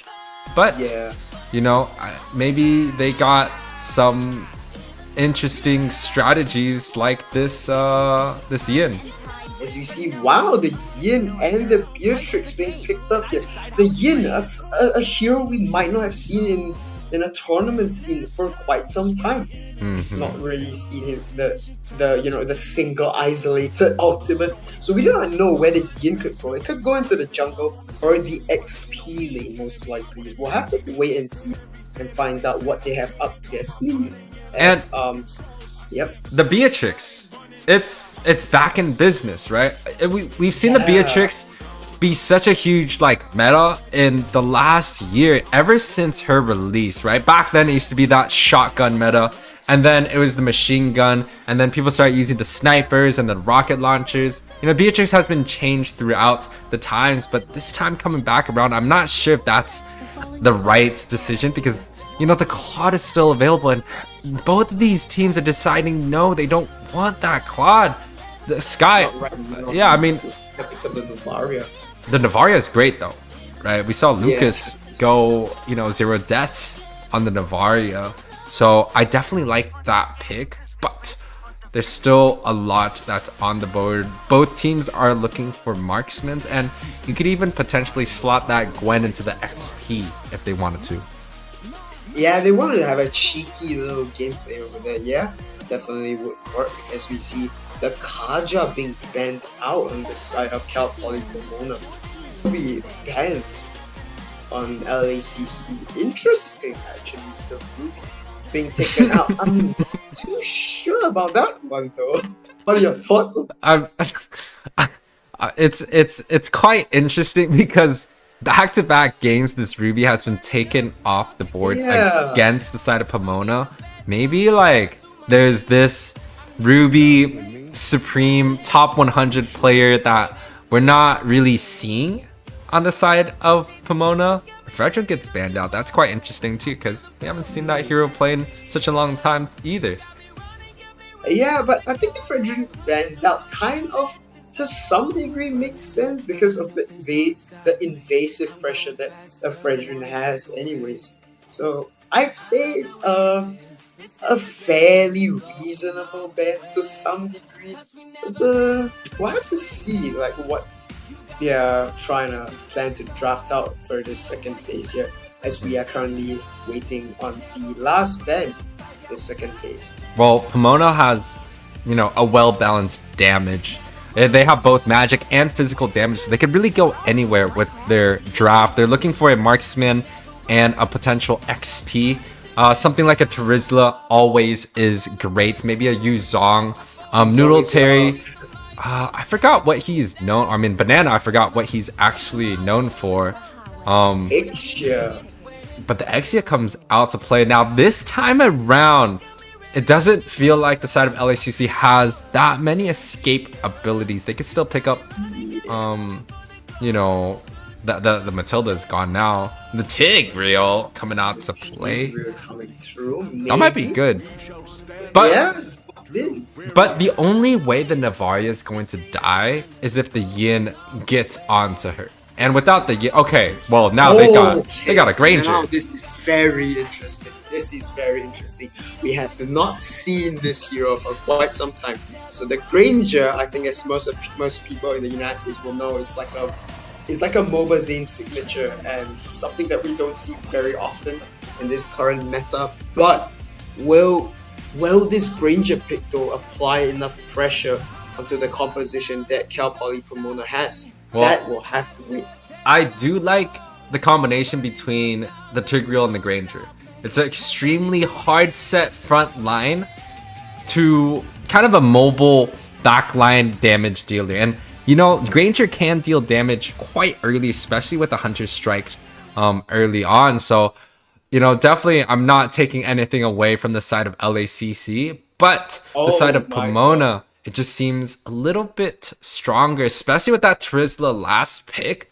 Even with the nerfs and the bans and the focus on this hero for the last year, it's still quite good. Anyways, we head on down now to our fourth game of this tournament, and now we're having LACC versus Cal Poly Pomona, and a very interesting emblem selection there. Look on the side of LACC. 5 quantum charges. What are your thoughts on that? Yeah, I didn't see the 5 quantum charge, but looks like the side of LACC is coming out with definitely a good showcase. And, you know, it's definitely going to add a lot of mobility. But there's no, I mean, there is sustain too, right? So there's a little bit of sustain, a little bit of damage, a little bit of mobility. So maybe they're starting something that we've never seen before. Yeah, and a very interesting rotation already we're seeing. Like, potential little poke there. Agatha?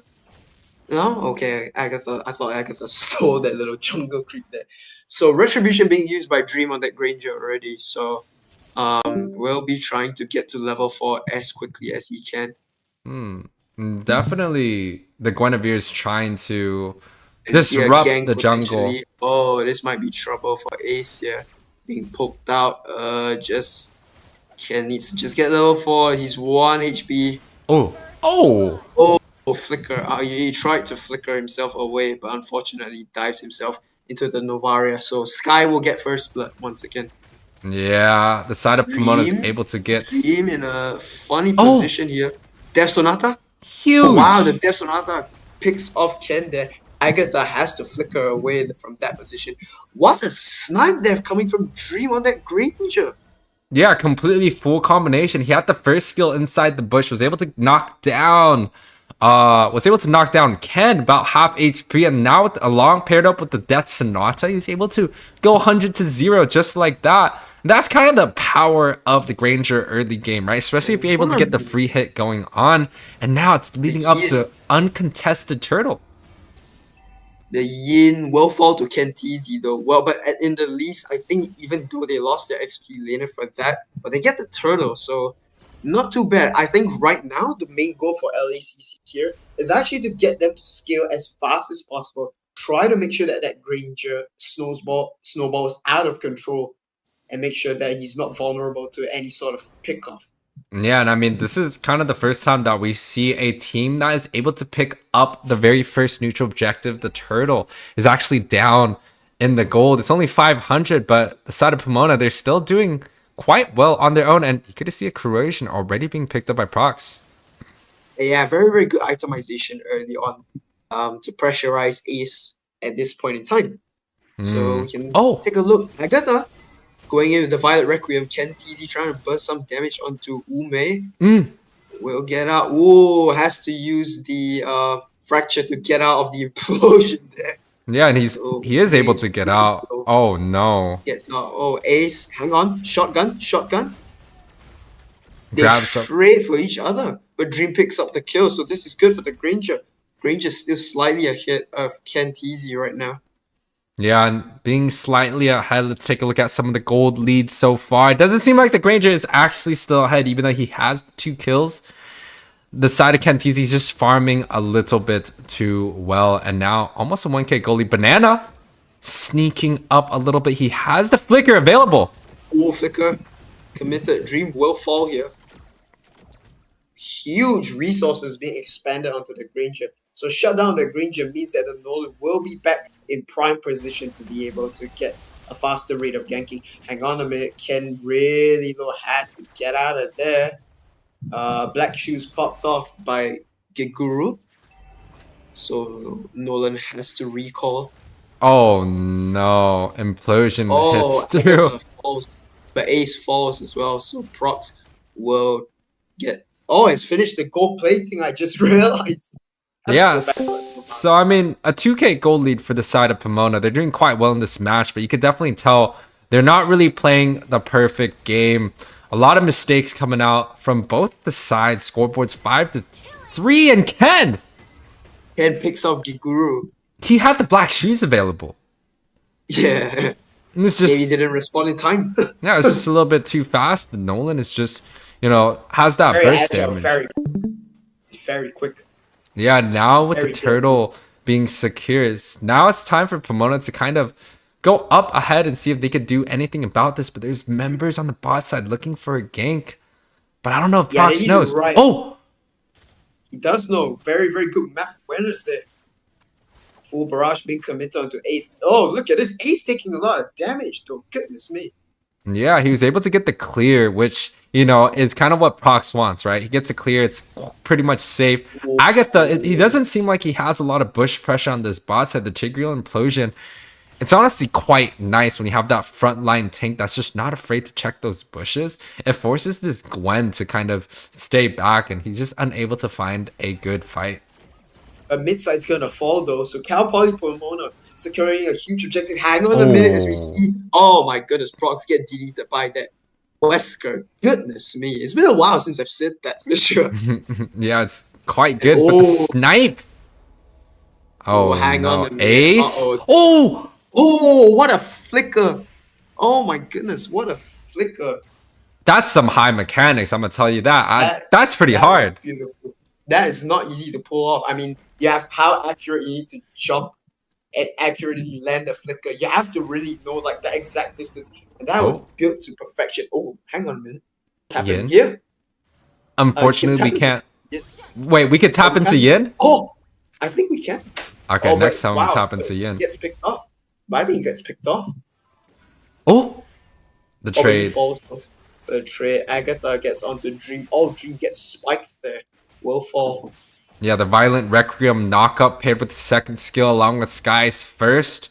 This is a wombo combo sniper. Lots of magic damage for the side of Pomona as they look to take this into the mid game. 7 minutes in, 9-5 is going to be the overall scoreboard. The gold lead is still anyone's game. It's only a 2k for the advantage of Pomona. And I don't know if they can look to increase this a little bit more because it just seems like there's still quite a bit of mistakes on the side of Pomona. Oh, shotgun. Wrong flicker. Ace. 1 HP, Agatha. Oh, Agatha finds him. Kentizi secures the turtle. Yeah, it seems like Agatha is just rotating around a little bit more faster, causing a lot more impact versus the Tigreal is kind of sitting in this bushes. He does have the team fight ability, but it's just a little bit too slow. Yeah, it's not the most quick rotating across the map. Yeah, it's definitely Banana looking to put some pressure onto the Tigreal. Oh, flicker ultimate committer onto Dream. He's gone. Absolutely gone there. Another kill for the side of Pomona. Flicker expanded from Giguru. Yeah, we saw kind of the Granger do quite well, especially in the early. Oh, two-man set? No The ultimate. The Yin though. Oh, let me click the Yin. Oh, Yin's dead. Oh, he falls instead. Now the tides Yeah. have turned. Yeah, I don't know. The Yin pick. On the I don't know about XP, that. maybe the jungle is like Jungle is like at least a little bit better. But it's just like he has lesser CP, I think, in the jungle. yeah, and it's just a little bit tough the side of LACC. They don't really have that hard engagement. Even though they have the Tigreal, it feels like he's a little bit hesitant on the move. And Yeah. also the Granger's getting picked off back to back, right? We saw the snowball early on, but the Yin. There we have it. Prox? Prox? Side stepping. Oh, three-man stun, but gets taken out. But now it definitely seems like Pomona has a little bit more gold lead, right? You can see a 2k advantage for Exia. You could see a 2k advantage for also the Navaria. The junglers, you know, a little bit quite even. The XP also has about a 1.5k, so you can see Pomona doing a little bit better this time around. And wow, just escapes with slither of health. Yeah, Cal Poly kind of scaling really quickly right now. Actually, they are trying to step on the gas, I think. They want redemption after that disastrous last game. Yeah, and this time around, you don't see the Nolan kind of dying 2v1 on the XP lane. I think that's quite huge. And you know, now the side of Pomona is able to grab up the very first Lord. What does LACC have to do in order to get back into this game, Wei? Well, I think the one thing on the upside is that they have a lot of wave clear through the Granger, the Beatrix, Oh, no. and the Lilia. Hang on a minute, Ace. Oh, Wow, what a pick that's off. huge. Oh, It flickered the other way. But, oh my, implosion, that's huge. Hang on. But Prox is gonna pop off Banana with the flag. Oh, no. That is trouble. Hang on, What? Vince. Oh! Shut down. Oi. Oh my goodness, that's huge. A 3 for Oh my 3 for 3 for 3. And out of nowhere, the Yin suddenly has burst into life. yeah. So we saw Ace with this Beatrix able to shotgun Sky, and we were wondering who was going to Who was get gonna pick off the Sky? Navaria, and Ace is going to be the one that solo picks him off. And you also saw the implosion 2-man set coming out from the Tigreal. You also see Terry with the figure play coming through. The Yin with the ultimate and able to pick up 2 of the members of Pomona there also. Both sides playing this game quite well, trading deaths. But Wow. it doesn't seem like the side of LACC is still, you know, able to grasp the lead. They do get a couple picks here and there. Oh, Agatha. Bursted. But that's a lot That's of not that pops off. That's a lot of resources. That's a 3 lot of resources gone. 3 yeah. resources gone. It's good that they're I able don't to pick it up, but I it's not Sky, it's not Prox, it's not Ken. I think they got no choice though because they needed to equalize the goal at Oh least. my gosh. Vin gets popped half health from a Navaria first skill. And look at this. Oh, nope. Decides to shoot it into the bush. I thought the Yin was just gonna fall right there. Yes. Wow. So Cal Poly Pomona, I think kind of I mean they're doing well this game, but it has to be said, because of their Yin and their Beatrix, they're kinda walking on a tight rope just a little bit, you know. I mean, definitely for the side of LACC, they have to try Oh, hang on. they have to try and pick off the damage dealers. Falls. And Vin does. Vin survives that. And it seems like LACC's Actually, huge. they're finally on the That's aggressive. huge. Yeah, but Prox though waiting on that bush. Uh-oh. Lord is up. Hang on a minute. This is funny angle to be in. Okay, but I think oh, there comes the Astro Echo. And I mean, I've been wondering. Oh, never mind. Agatha. Oh my goodness, big set mega kill onto our banana there. Oh, this might be a problem. Oh, implosion. But there's no one to back them up. Oh dear, what a shame. You know, I've been wondering, what is it going to take for LACC to be able to move up ahead in this match? And picking off the Novaria is exactly what they needed to do. But unfortunately, they weren't able to get a clean winning team fight. They had a 3 versus 3, and now they're down 2 members on this objective. It doesn't feel like LACC can penetrate onto the backside this time around. It has to get out there. He's gotta get out. Yeah, he's gonna be able to get out, but this time around, he has the turret though. He has the turret. They don't have Ace in this backside, and even if he moves out of this bush right now, he's gonna get spotted by Agatha. So there's no surprise element here. The conceal gets popped. Agatha.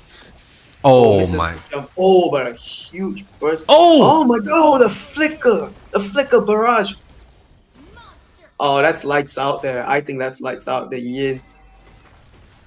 This might be just out of desperation, but the base will fall, and Cal Poly Pomona redeems themselves and takes this game against LACC. Yeah, Cal Poly Pomona able to take the victory against LACC, as I have to switch this thing again. It's never been like this. Only today. I don't even understand why. And the score is scores the other way. Oh my God. Well, we could just go right ahead. It's going to be 22 versus 11 for the side of Cal Poly Pomona. I know the scores are inverted. You guys just have to deal with it out there. Prox with the MVP on Exia. But I would still say that Sky did so extremely well in this Sky was game. Impact player for sure. Very much impact player. The Navaria is so hard to deal with if there's no assassins to counter it. And look at the damage dealt and the damage taken. Essentially, the only time Sky took damage was when he got bursted by Ace. Yeah, but honestly speaking, though, from LACC, we have to commend them for their effort. I mean, some of the plays they did there were kind of sneaky and definitely something we did not see coming. Most definitely. But guys, do not go anywhere. We're going to go on a quick break. Next match is going to be Reedley versus San Diego. We're going to be right back. Among a myriad of stars, the Valkyrie's voyage begins.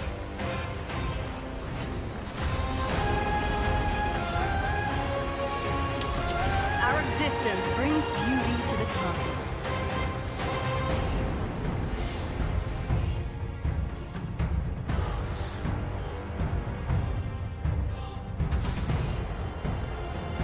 Show them the might of our fleet.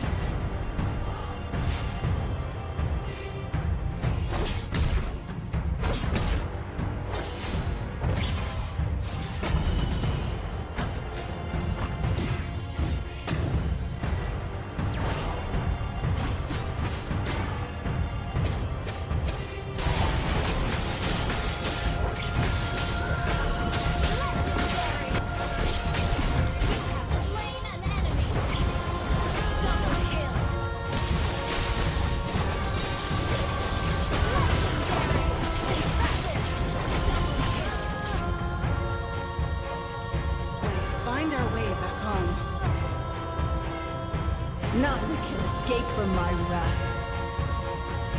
How will I be remembered? In verses or ballads?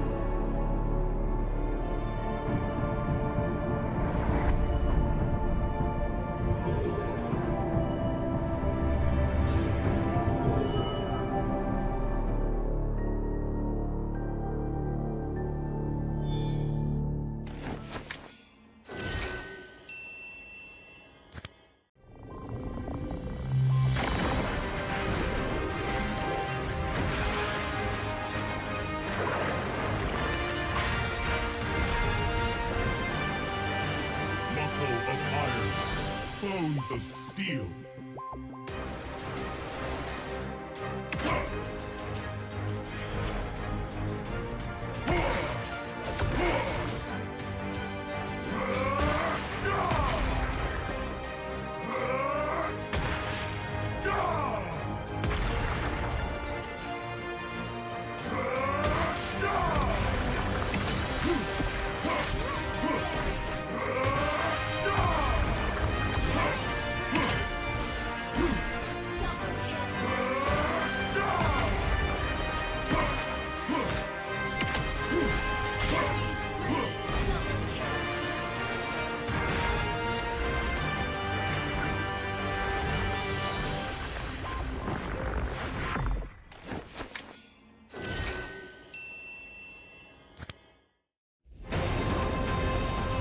Among a myriad of stars, the Valkyrie's voice. Welcome back to the MLBBX AES Campus Tournament. This is round number 5 between Reedley College and UCSD. Our sponsors, Oneplus and China Southern Airlines. Thank you guys so much for sponsoring this tournament. On the casting desk, we do have Mr. Wade coming through. What a wonderful and beautiful matches we've had so far, Mr. Wei. Now we got Reedley and UCSD. What's your predictions here? Well, definitely. Oh, so we have UCSD coming on actually. So a friend of mine that I know is actually was formerly from UCSD. So it'll be interesting to see how this team performs. So we'll see now. The first phase of banning has been done. 1-1 Nolan Arnett and the Guinevere do not see till they're being banned out. Now, so on this side of Reedley, we have the Angela, the Brody, and the Barats. Oh. Ooh. but here's the thing. UCSD actually decides to go for a Claude and Nana first pick, and I love the Claude priority here. Seen a lot of the strong teams prioritize this hero. This time around, UCSD is the one that's going to pick him up. I like that.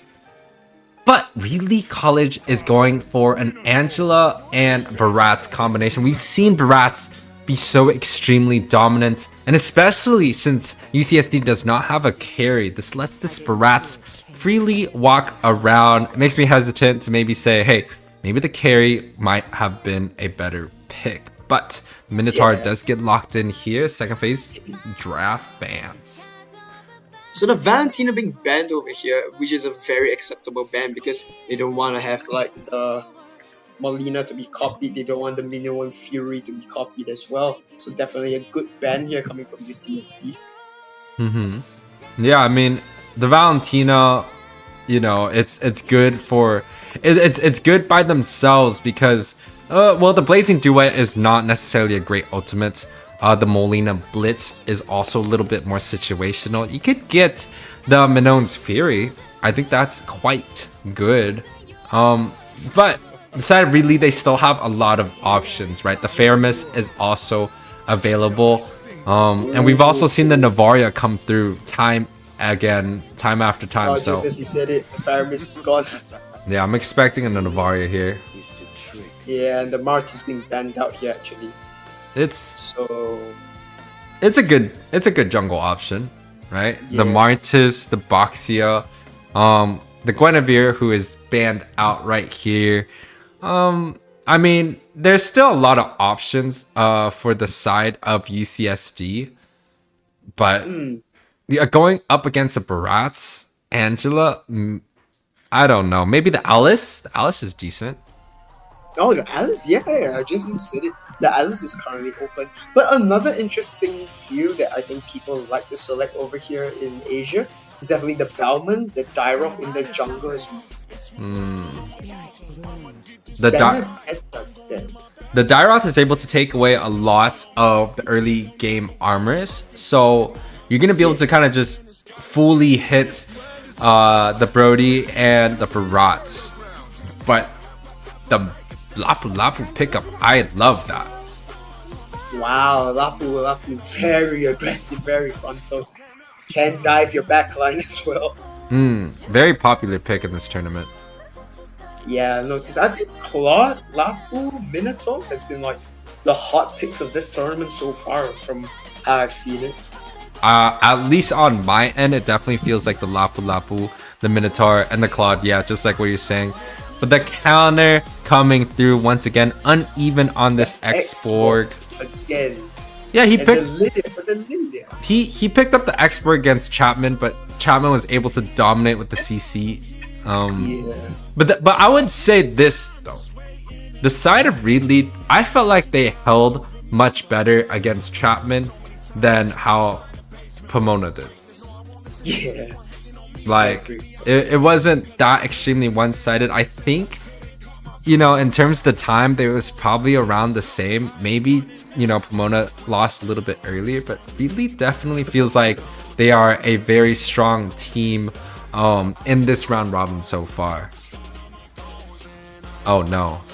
What is going Alpha? I was just thinking Alpha. Yeah, I was just thinking. Yeah, it seems like the Alpha has come back from the dead. They did buff him and reworked him a little bit a long like I would say like half a year ago. And it feels like after that they felt like, oh, Alpha is a little bit too strong, let's nerf him a little bit. And now it seems like he's well balanced, where he's not getting first pick by every single game, but he's still definitely like, people are still picking him for specific matchups. Yeah, I think the Alpha is quite a situational pick, but it's a very, very versatile hero itself. Definitely good in the jungle. Can apply some true damage pressure onto that Barat's pick. So we'll have to see. But I would say UCSD has a fairly decent comp. They have a nice early, mid to late scaling. It's a very balanced scaling actually, if you ask me. As we head on down now to our fifth game of this tournament between Reedley and UCSD. Yes, and our sponsored is going to be by Oneplus and China Southern Airlines. If you guys are looking for new devices, for new gadgets, looking to keep up in the trends of the mobile gaming world, definitely look to see if Oneplus can be the right fit for you. And also China Southern Airlines, if you guys are looking to travel, especially even in a lot of North American travels like LAX to JFK or also to Canada, definitely look to choose China Southern Airlines. Yes, we see a little bit of river pressure over here. As we see the Lethal Wanderer being contested and will be picked up by the Barat himself. A small lead for the side of Reedley here. They do have Lilia and Angela at this mid, especially pairing to go against something like a Minotaur and Nana. You're going to see that Reedley is going to be able to rotate around the lanes quite easily, quite fast, because their lane clear is just extremely dominant, especially in the early game. Yeah, absolutely. So we see the Warrior Boots being picked up by the Brody. Early game defense. Oh, hello. gets Wow, the Alpha gets absolutely destroyed there at that corner.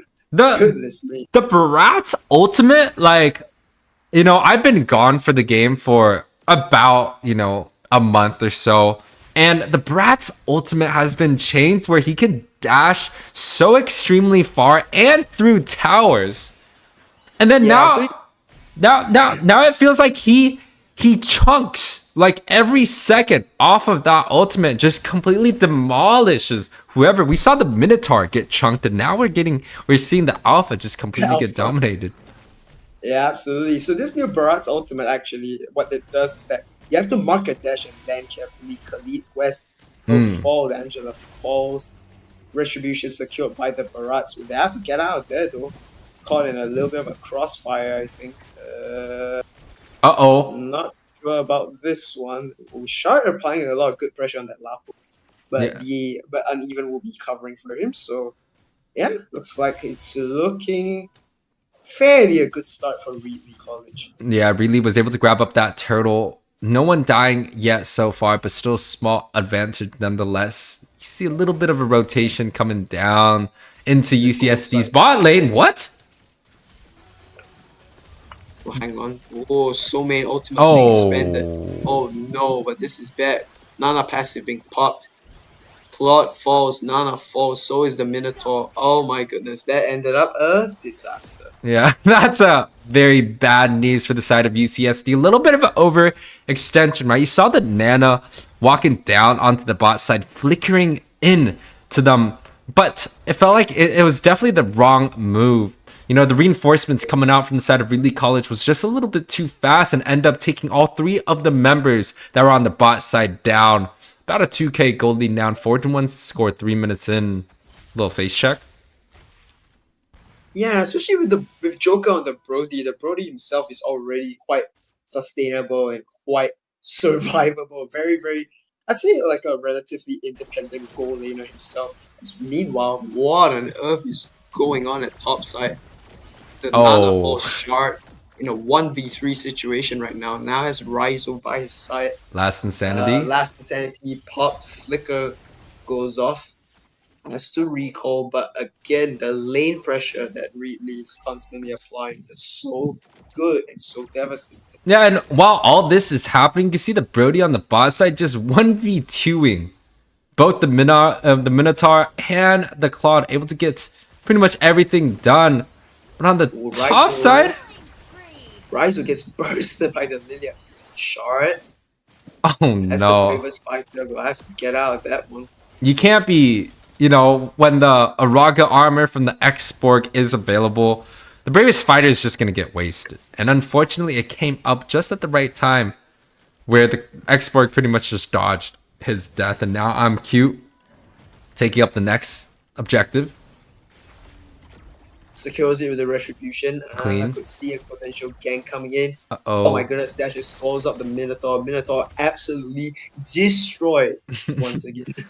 Once again, a one-sided opening for the side of Reedley College, showing their dominance in the series. This is the first time that we're able to get UCSD, you know, up on the live stream. So we haven't actually seen them do wonders, but we've definitely seen Reedley College do quite well. And a solo kill on the boss side. It's kind of expected. The Claude versus the Brody matchup. Right. Hang on a second. What on earth is going on? A huge invasion going on in there. Last Insanity, Black Shoes popped. 8 falls. The Minotaur falls. Overextending? Overextending. Khalid West falls though. Shard falls in the midst of the process. They're gonna get mid lane and top lane as well. It is a 1-for-2 though. So it's not like San Diego didn't come out with any bit of trade, but now it really shows who is going to be the one that shuts down this Lilia. 3-0-6 is the score. You also have I'm Cute 3-0-1. Like, how is SD going to be able to target these people, especially when they have purifies available? Blazing Duet expanded just to clear the minion waves. Oh, and it doesn't even clear. Slow clear. Yeah, it was really slow there. Raizo, I think, in a spot of all the uneven. Goodness me, you know, the amount of poke from the Lilia and the X-Borg is just ridiculous, man. And this is about like a 6k gold lead 6 minutes in. This is where I would say it's like at the point of no return. Even with the most, you know, the strongest teams in the world, a 6k gold lead 6 minutes in is just a little bit too much. A lot of these teams, they have to try and figure out how they can withstand the pressure of a lot of these strong teams. Like, how can you just go even? Or how can you just lose less gold? But when you're looking at, it's not even a 6k anymore. It's an 8k gold lead 7 minutes in. It's too much, in my opinion. It's snowballing out of control. Yeah, and I mean, if you take a look at the gold lead, it's almost a double gold lead for the side of Brody. You also got 1,000 gold on the jungler. You got another 1.5 on the mage. Man, this is a tough one for UCSD. Yeah, unfortunately, it's just a little bit too tough, but there's a team fight going on. 8 falls. Oh my goodness. It's just too much poke for the Minotaur to handle. Yeah, it's a little bit of a landslide so far. The Brody's able to get the top side. The mid is pushed quite a bit. The gold lead is just expanding by the minute. Now it's almost a 9k. 10K.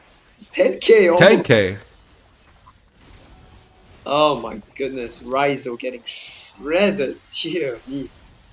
Now, I feel like what UCSD has to do in order to get back into this game, of course, is find a way to shut Joker down.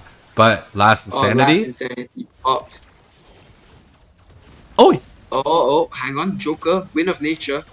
It's a little bit of a back. Joker falls to Shard, but good dodge. Good dodge. They're able to get out alive. This is a good trade. This is what I like, but They get the gold lane.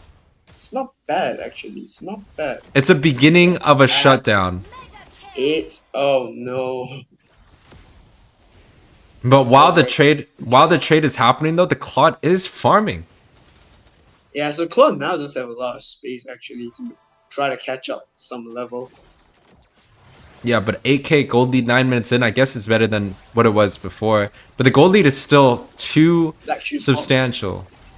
Black Shoes popped. Oh, Shard's gonna fall here. Last Insanity. Huge. Yeah, down it goes. There's just no one trying to kill Uneven at this point. He just has too much sustain, too much slows, deals a lot of damage. Two of the members fall again. As I'm Cute secures the first load of the game for free. Yeah, 10k gold lead now, 10 minutes in. It's really hard to find a way for SD to come out on top. I feel like, they have to kill Joker. That's number 1. Yeah. Joker, 2, 1, and 5. They have to kill him. They have to try and find a way to kill Kimmy, too. Yeah. Out of 508, she's completely undefeated, unguarded. No one is able... has a blue buff. No one can shut her down. Has the black shoes. All I can say is... This might be trouble. Yeah, I think this could be it. This might be over. Hang on a second. I have to see. Shard being absolutely shredded by this export. Oh my goodness. It is an absolute disaster. Yeah. I don't know. 17-3. It's over. Death timer is up. And that will be that. That will be all she wrote. So Reedley College will take this game against UCSD. Now, let's hope. Is it right? It's right.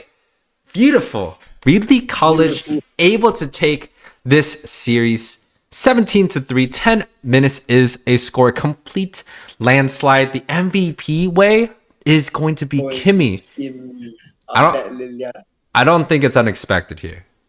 Yeah, but it's absolutely disgusting. 35% damage, 94% on the team fight participation.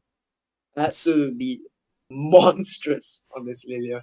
Yeah, definitely. Reedley is showing the dominance in this series, able to take care of business against UCSD. So a big congratulations to Reedley. Guys, we're going to go on a quick break. When we come back, we're going to have Reedley College versus UC Riverside.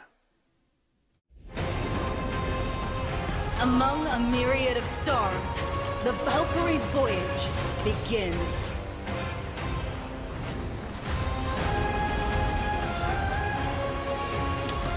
Our existence brings beauty to the cosmos.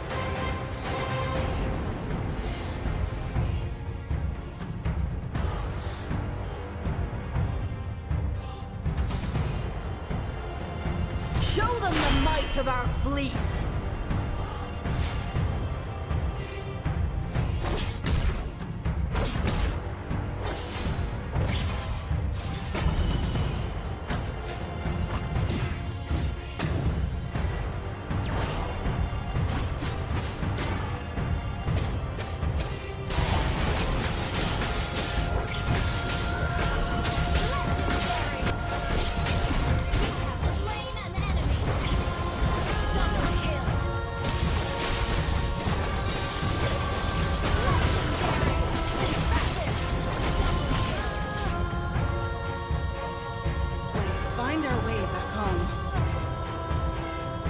None can escape from my wrath. How will I be remembered? In verses or ballads?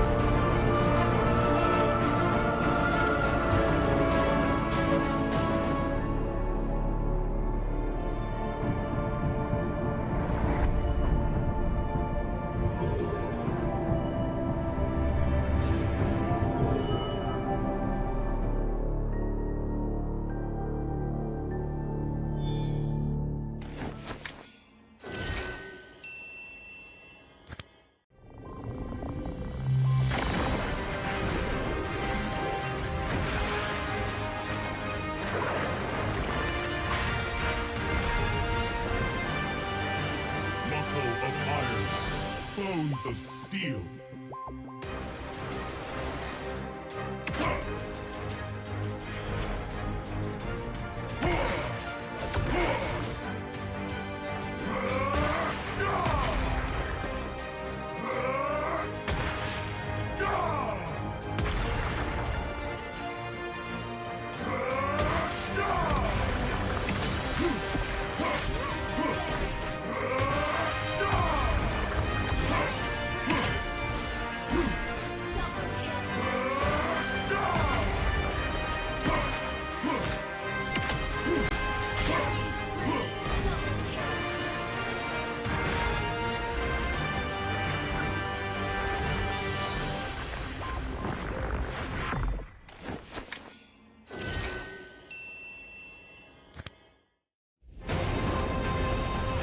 Among a myriad of stars, the Valkyrie's voyage begins. Welcome back, everyone. This is not Reedley College versus UCSD. This is going to be Reedley College versus UC Riverside. Two extremely strong teams. Wait, I just took out the wrong one. There it is. Two extremely strong teams in this matchup. I believe both, not both. UC Riverside is undefeated so far, I want to say. So, and then Reedley College, of course, they've been undefeated besides the match against Chapman. So, two relatively strong teams. Both of them essentially secured their spots into the top four. And on the casting desk, we do have Mr. Wei here. Alright, so we're back at it again. So this is game number 6. So Khalid West picking up the Matilda, and the Barat again picked up from last game actually. Yeah, this is a good, strong opening in my opinion. For the side of Reedley, they're definitely opting to go for things that are synergized, and the Faramis has appeared. yeah, so Matilda Faramis definitely is going to have a stronger wave clear, if not one of the strongest wave clears at mid. So definitely look for them to rotate around the map relatively early. Brat also has extremely fast wave clear, so that 1 minute and 30 mark is going to be extremely important for Reedley to be able to scale and hit like a 4-man siege. Now, on the other hand, UC Riverside opted to go for a 1-1, which we haven't seen in quite a while. And the 1-1 with Angela is such a good combination. I wonder if it's going to, you know, pay off here. But the Valentina will be picked here, I think, or for the usage of that nether realm for their own team fight sustenance. So definitely a good pickup there. So now we go into the second phase of banning here. Yeah, so Riverside definitely opting to be a little bit more defensive in this draft so far. They have the Minotaur, the Diggy, which, you know, is quite good. But it's not really protecting them, especially with just an Angela, right? Is the Angela gonna do better than a Matilda? I think the Angela has advantages there, but the Matilda has been proven to be that stronger first pick around, and now that's a ban that I like to see, especially to protect the early game of 1-1. Oh, the Joy's being banned out. Wow. Alright. Interesting. But the Joy Angela combination proved to be a very nasty combo over here. Yeah, and I mean, you know, having the Joy being banned out, it's definitely going to take a lot of the early game jungle off of the side of Yuri. I do believe that's going to be their jungler. Now, Brody and Bruno, both strongest early game heroes being banned out. It's definitely to protect the 1-1 way. Yeah, definitely. I think they really want to make sure that the 1-1 will be covered at all costs. But of course, there are other options to go into the 1-1. But we see the Martyrs being banned out immediately. So I could potentially see, Uzi offering about the Lapu Lapu. But instantly goes for it. It's one of his hot comfort picks. So now, in response, the Arlet is still in the open though. The Arlet or Yuzong is in the open. Yeah, the Arlot is a really, really strong XP laner. But, you know, there's also the CC. Yeah, and then the Claude, right? So, the side of Reedley, they do have a lot of options. It feels like both sides, they opened up a lot of the drafts, especially from the side of Riverside, where they banned out the Diggy and the Minotaur. And the X-Borg, which is what Uneven wanted to play this whole entire time. So, with those three bans being off the table, the Matilda is open, the Barats is open, the 1-1, the Angela, the Valentina, everything is open. So this is an open draft coming out from both sides. Riverside is essentially saying, hey, we're just gonna ban out your comfort hero, come with us against your best draft, and we will show you how it is done here. Yeah, so the CC and the Irrita was being picked up. I was just thinking what would be a good matchup. Oh, hang on a minute. Yuri with the Akai pick. The Akai, the heavy spin is gonna be able to set up the 1-1 to be able to get the full stacks into the ultimate. right? And with just a Lapu Lapu and Valentina, that's not going to be enough CC for the side of Riverside until this Kai showed up. And with the Kung Fu Panda skin, they're definitely going to take us on to another level. Yeah, it's gonna pack a punch for sure as we get ready and locked and loaded with the drafts here. 3 Purifies coming on the side of Reedley College. Wow. You see Riverside going with the standard Inspires and Flickers. Yes, sir. And this tournament, AES X Mlbb, is sponsored by China Southern Airlines and also Oneplus. 2 big sponsors coming out. So make sure to go over there to their social media, to their websites. Check them out real quick. A lot of these players are playing with OnePlus phones. So make sure to go check them out as this match starts off. 4-man leash coming out from the side of UC Riverside. A little fast buff pace. I do like that. I think Akai has been nerfed a little bit in terms of his damage, in terms of his clear speed, especially going up against the Brats. Yeah, absolutely. So Yuri will secure that red buff. Oh my. An early deny? Early denial. Yeah, but it seems like the Matilda was able to pick up a few of those resources. But now, since the XP is shared on mid, the Fairness is already down 1 level. Oh, the Angela secures the Little Wanderer. Oh, man. Ooh, I don't know about this. I don't know about this one. Guiding Wind. Faramis has the Shadow Stampede to get himself a win. Alright. Yeah, so a very aggressive move early on. I honestly thought the Matilda and the Faramis is going to do much better in the lane. But it seems like the Angela Sustain is just out poking, especially the first skill where it does healing and damage. Is just out doing that lane real quick. And man, even look at that. It's just being extremely annoying towards Reedley College. Yeah. Yes, absolutely. Very, very poor. The Angela, so much slowing effect, so much pressure. I mean, with the Valentina as well, that is a very mobile hero. It actually helps a lot for sure. Ooh, topside heavy spin is used along with. I'm cute, very low, has to recall. Yeah, and his ultimate's honestly used too. So it's a trade for ultimates. Both junglers will not have their ultimates available for the next objective here. So it makes me wonder, is Riverside going to be able to go aggressive once again and get the objectives? Or is Reedley College going to be able to, you know, fight their way into the Lord Pit, into the Dragon Pit, and get that retry off? But nope. Oh, a big dive onto Khalid West, slight dive, guiding wind. CC? Uneven being zoned away. Good zonage potential from the side of UC Riverside. So Retribution will secure this first turtle. UC Riverside. Yeah, and it's nice to see a lot of these members coming out and just alive. Popped into Melon. So the 1-1 has...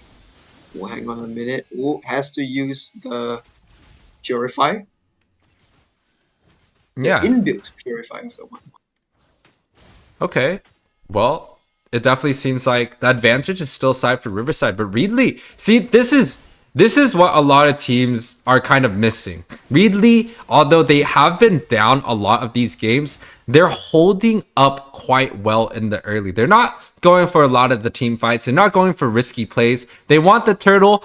Go get the turtle, spend some resources. They're making sure that their gold lane, their XP is not dying 1 by 1. It's a relative stalemate, and they have the potential to be able to sweep fights in the late game, especially, you know, a Riddle versus 1-1, but heavy spin, Joker's in trouble there. Gotta get picked off. First blood go over to Melon. Yeah, and Melon picking up that kill is actually quite big, right? To be able to get the gold plating tower just like this. And he's having the Matilda go circling eagles around, and he still doesn't really care that much. But on the other side, what on earth is going on here?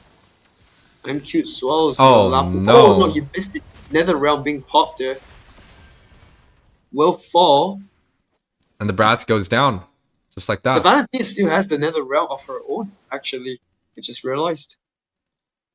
The Valentina. Oh yeah. So they still held that back, so they still will have that Nether realm for the next objective.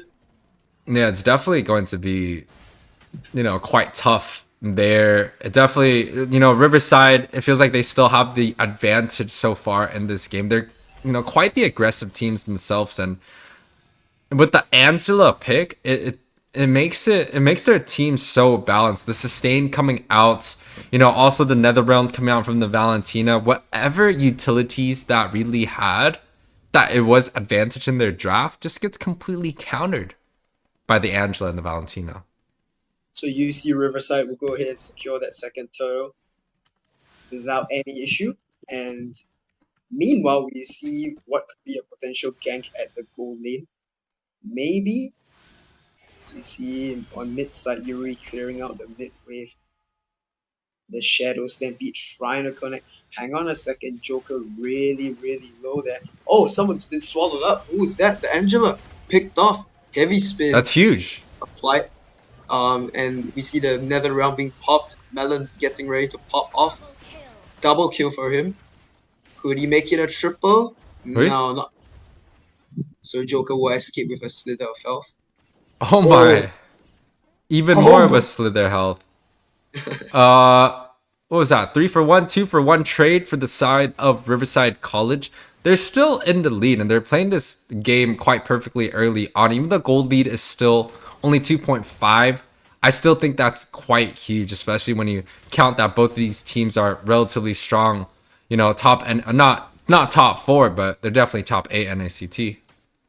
As the first turret does fall. Hang on a minute, Uzi gets deleted by Uneven. What on earth happened there? Yeah, so Uzi falling a little bit uncharacteristic on the bot side, did end up getting ganked here. So a little bit of a small gold going back to the side of Reedley.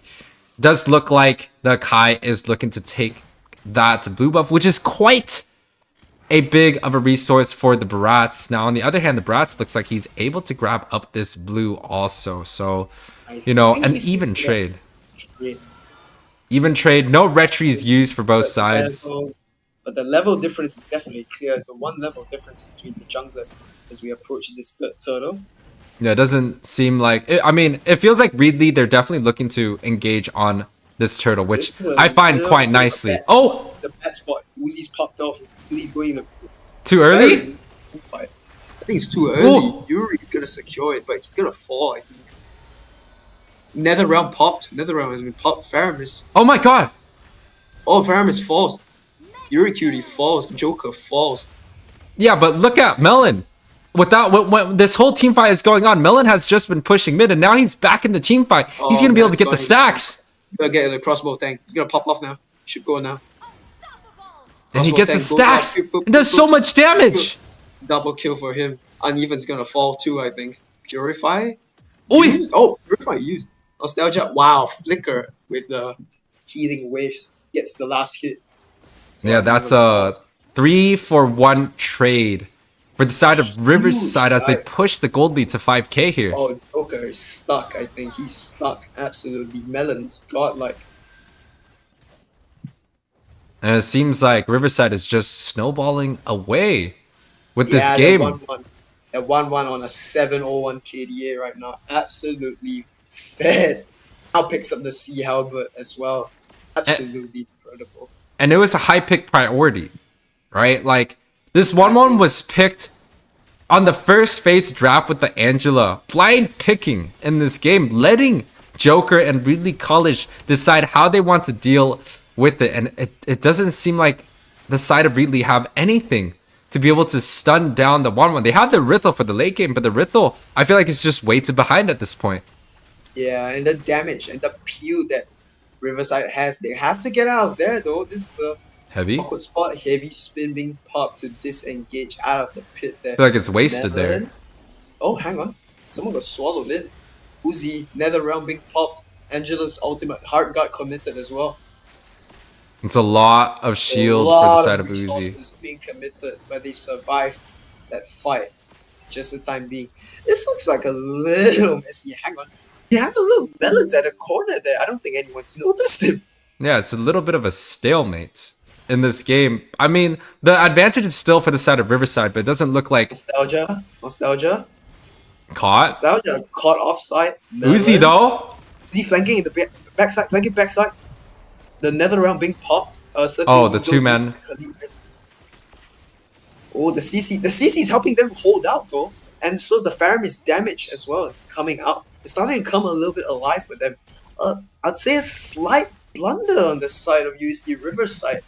Nostalgia should never have been picked off there, actually. Yeah, it's not a clean victory, right? You know, a support versus a marksman trade, of course, that's gonna be advantage for whoever gets the marksman, but at the same time, UC Riverside has been playing so clean in this match, so that pickoff, especially, you know, at a moment like this, it might cost them. It didn't cost them this time around, but if they continue to make, you know, small mistakes like that, it's definitely going to be a little bit hard for them to close out this game perfectly. But they still have the gold lead. They still have the comp.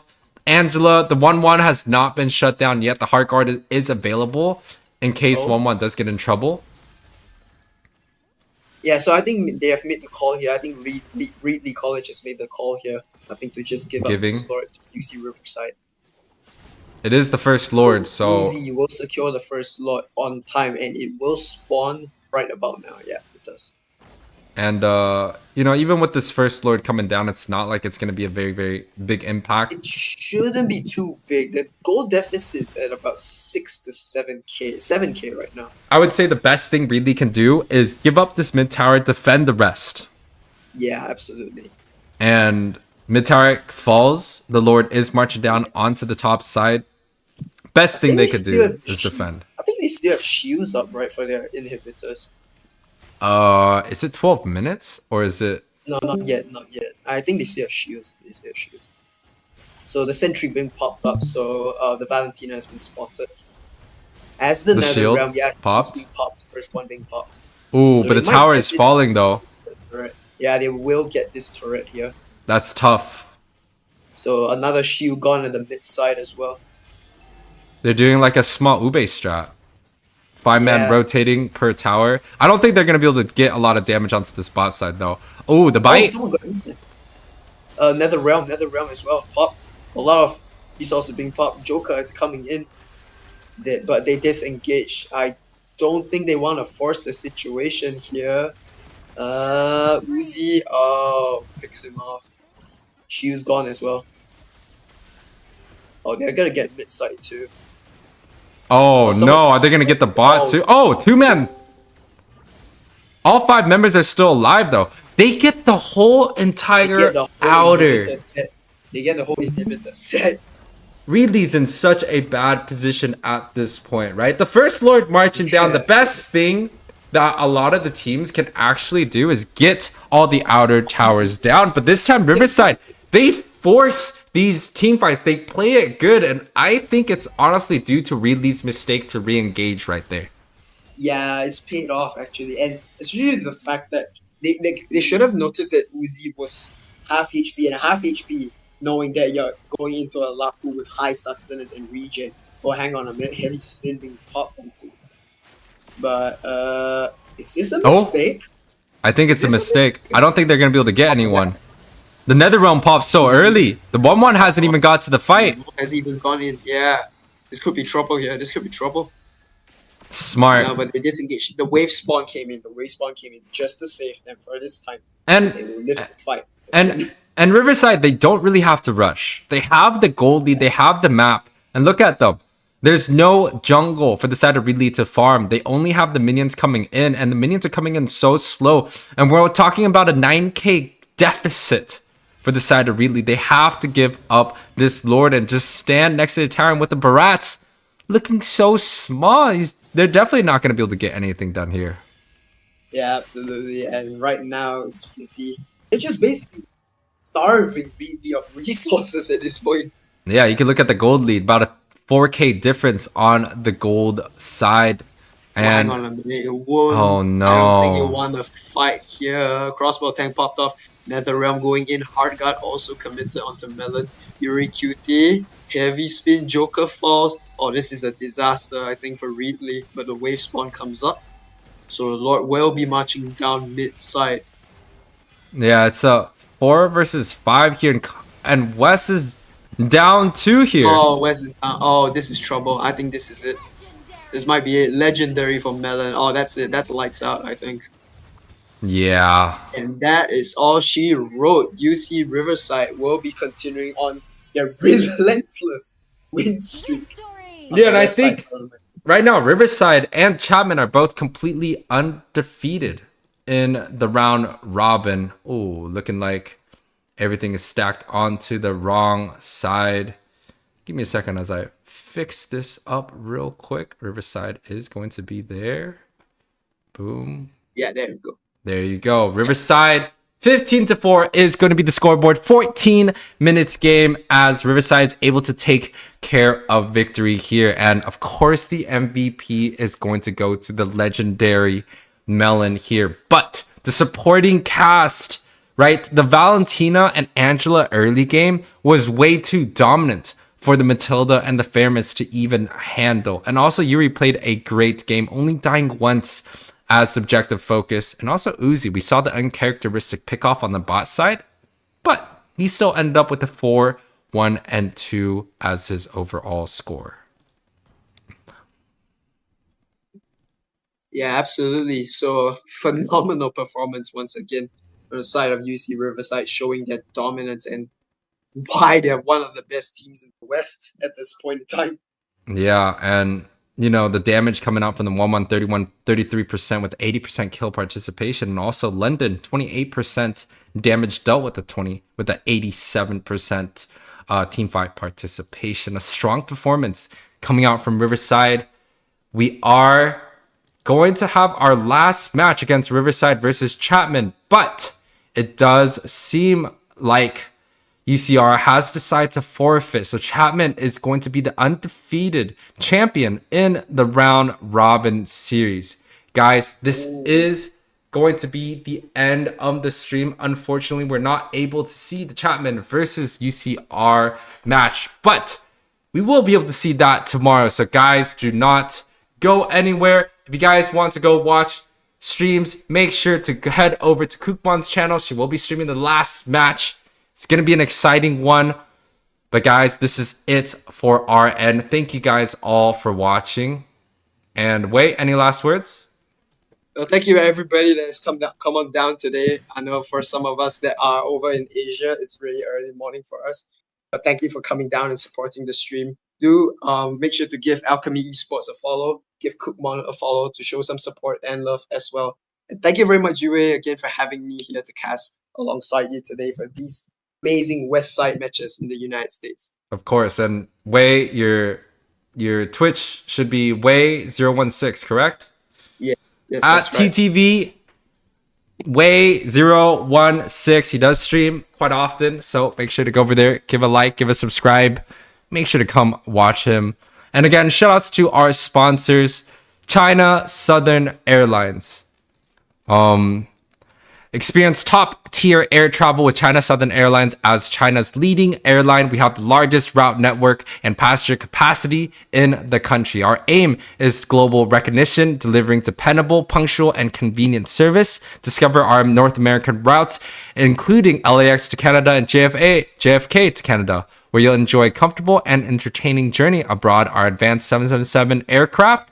Come fly with us as we strive for excellence, providing exceptional service at every turn. And also Oneplus for sponsoring this event. Oneplus 12 is the newest flagship smartphone released by Oneplus in 2024. Powered by Snapdragon 8 Gen 3 processor, this device is packed with a powerful performance. It has a large 5400 AM battery and the fastest wired and wireless charging in North America. Level up your mobile gaming experience with the OnePlus 12.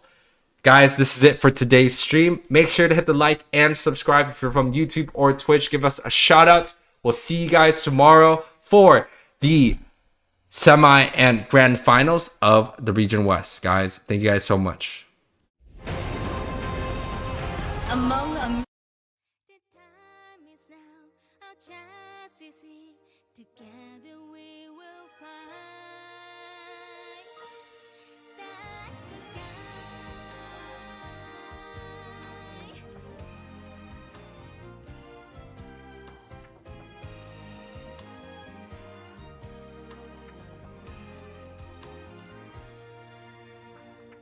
enchanting world, what lives beyond the clouds. I swear so, up into the island sky. I shout and heart is never broken. In your arms you proven love isn't in your eyes. Together we fly this the sky, so you can fly away with me to a place where we can dream. Just for you, better me, you know we catch you. Touch the sky.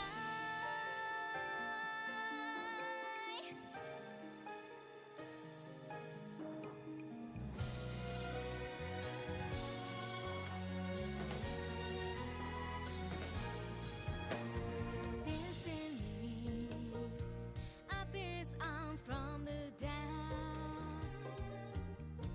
Clear away the dust that's trapped inside the mind. The skies of the past we stay forever.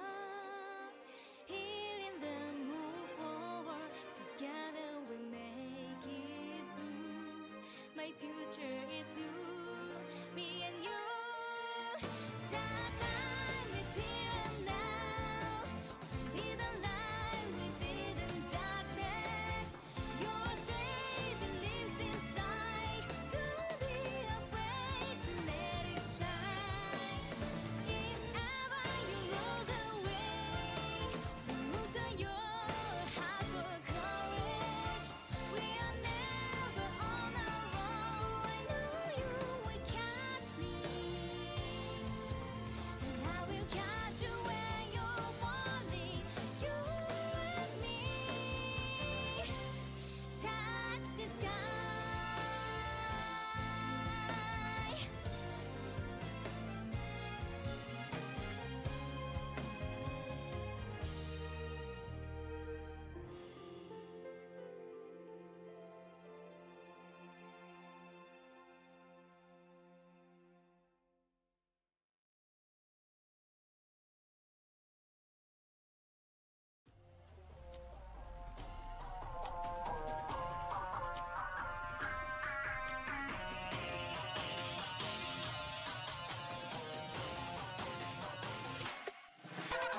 Pop off, it's my time, I'm a ball. I'ma get this money right. I'm gonna live my best life. They been talking, told me on me, but you know they'll never win. I'm controlling all my victories, and something has gotta give. Cause work the streets is what I made it now, made it now. You can't ever, ever, ever break us down, break us down. I'll be reaching for the stars, promise I'll be what they not. Ain't no never, ever, ever, ever stop. Won't ever stop, yeah.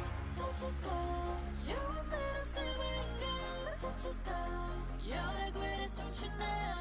You and I, we can make it out of the cold. Hang tight, we gonna reach for the greatness.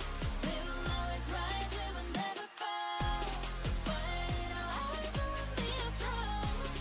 Even though we know our backs against the wall. Can you take your aim? You know that this is. I've been down, been waiting so long. I'm here for the crown, I'm here to show off. Greatness time, just waiting and show y'all. This is your time to remember.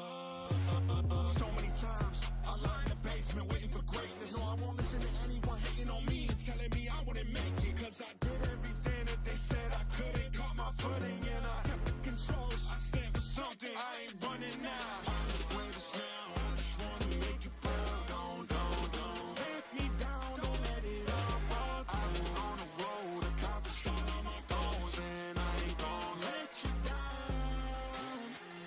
Touch the sky, you're made of silver and gold. Touch the sky, you're the greatest ocean now. You and I, we can make it out of the cold. Hang tight, we gonna reach for the greatness.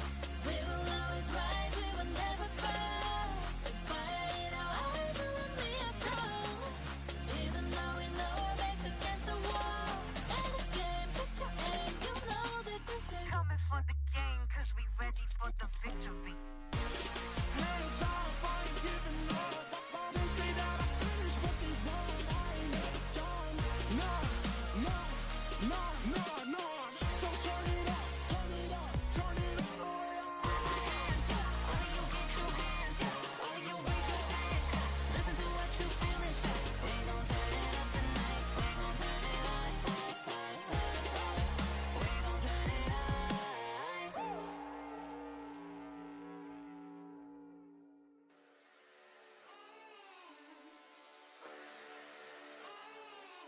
I'm burning up now, taking higher levels. I'm in a bad spot, trouble to my knees. I need a taste, sipping on heaven. You got me waiting, waiting for you. We're chasing trophies, got me ready, don't you worry. I feel the power, I'm the champion. You got me running for the glory. Good to let this go. Burning up now, nothing's gonna stop me. I'm going faster, wanna break away. I love the way it feels. It's the adrenaline, we're going all the way. Cause we never ever going down. You got me walking through the fire. We don't catch a slide when we were young. Never run from the fight, yeah, we come to the top. Never run from the fight, all the way to the top. Never run from the fight, yeah, we rise to the top. I'm on a rush now, winning, that's my focus. I need some ice, you gotta cool me down. I feel my nirvana coming closer. You got me waiting, waiting for you. We're chasing trophies, got me ready, don't you worry. I feel the power, I'm the champion. You got me running for the glory. Good to let this go. Burning up now, nothing's gonna stop me. I'm going faster, wanna break away. I love the way it feels. It's the adrenaline, we're going all the way. Cause we never ever going down. You got me walking through the fire. We don't catch a slide when we were young. Never run from the fight, yeah, we come to the top. Never run from the fight, all the way to the top. Never run from the fight, yeah, we rise to the top. I'm running up now, nothing's gonna stop me. I'm going faster, tearing down the walls. Burning up now, nothing's gonna stop me. Oh baby, please, oh yeah.